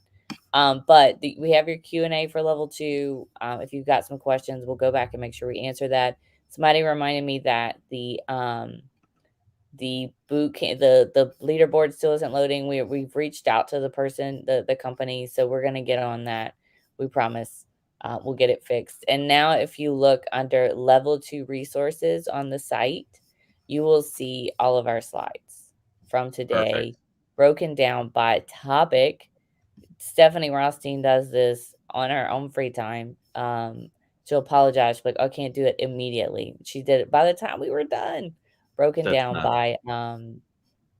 by slide. And here's the checklist from Google. Here's all the big slides. Definitely really check it out. Our presenters are on here. Like I said, we're gonna get the leaderboard thing resolved. We've reached out to Gameably. I'm sure they're gonna sort it in like a minute. So all right, what else do I need to point out? Like I said, you go to our website, we've got all of our upcoming things. Some people asked about Trainer. It's ET Open Chat. Right here, we have some upcoming sessions. We're not doing any at the moment, but we'll let you know. The last thing I think we were going to talk about was how to sign up for the exam. But if they've already done the level 1 exam, it's going to be something pretty similar. You would just, and you're doing it right now. Exactly. I'm gonna, I go to the same place, the Teacher Center. Certifications. Now I'm gonna go to level 2, and hit register, and then that's where I'll go. I heard a rumor that you should take it before September 1st, and I'm not just making this up. And I don't know why, but somebody from Google mentioned it in a session I was in. He said it Is in an public. asteroid coming? Huh? Is there an asteroid coming? They always say I that don't know like it's 1 to 3 coming. They months. said Like, September hey. 1st. So yeah, you'll go through crossed. that same process. I know Criterion can be a bit tricky, but you'll click level 2 instead of level 1. And look at that. Yes. Congratulations, Ramona. Donna, don't be so nervous. Like I said, and it's not a measure of your worth. Like, it's great to have that badge and everything, but if you're in education, you're already doing great things. Like, this is just a gold star, but you're gonna be great. I mean, all the admin stuff. Like, if you know they're that, admin who don't know the admin stuff. Let's be real, everybody. Okay. yeah. So I mean, you're gonna be fine. And then like the trainer exam would be for you because it is a lot of like domain stuff. COPA and FERPA stuff as well. Which, yes, Tori. Like I said, we're waiting on the people who donated the codes for the leaderboard to give them to us. So we'll get those out as soon as possible. And yeah, so yeah, today, like I said, today are some tools that you don't normally see, and we'll go into YouTube if you need a refresher. Stacy writes down all the times for me, and we put they're time stamped in the YouTube, so you could go if you're like, hey, I just need to review this. You'll be able to click, and it'll take you right there. Super helpful. All right, and then Judy, who is our Facebook absolute queen, I couldn't live without Judy. She does so much. She's going to post more codes, and you'll always see her on our Facebook page. You should join that. And then Twitter as well, and they'll be the same codes. All right. Cool. Well, thanks everybody so much.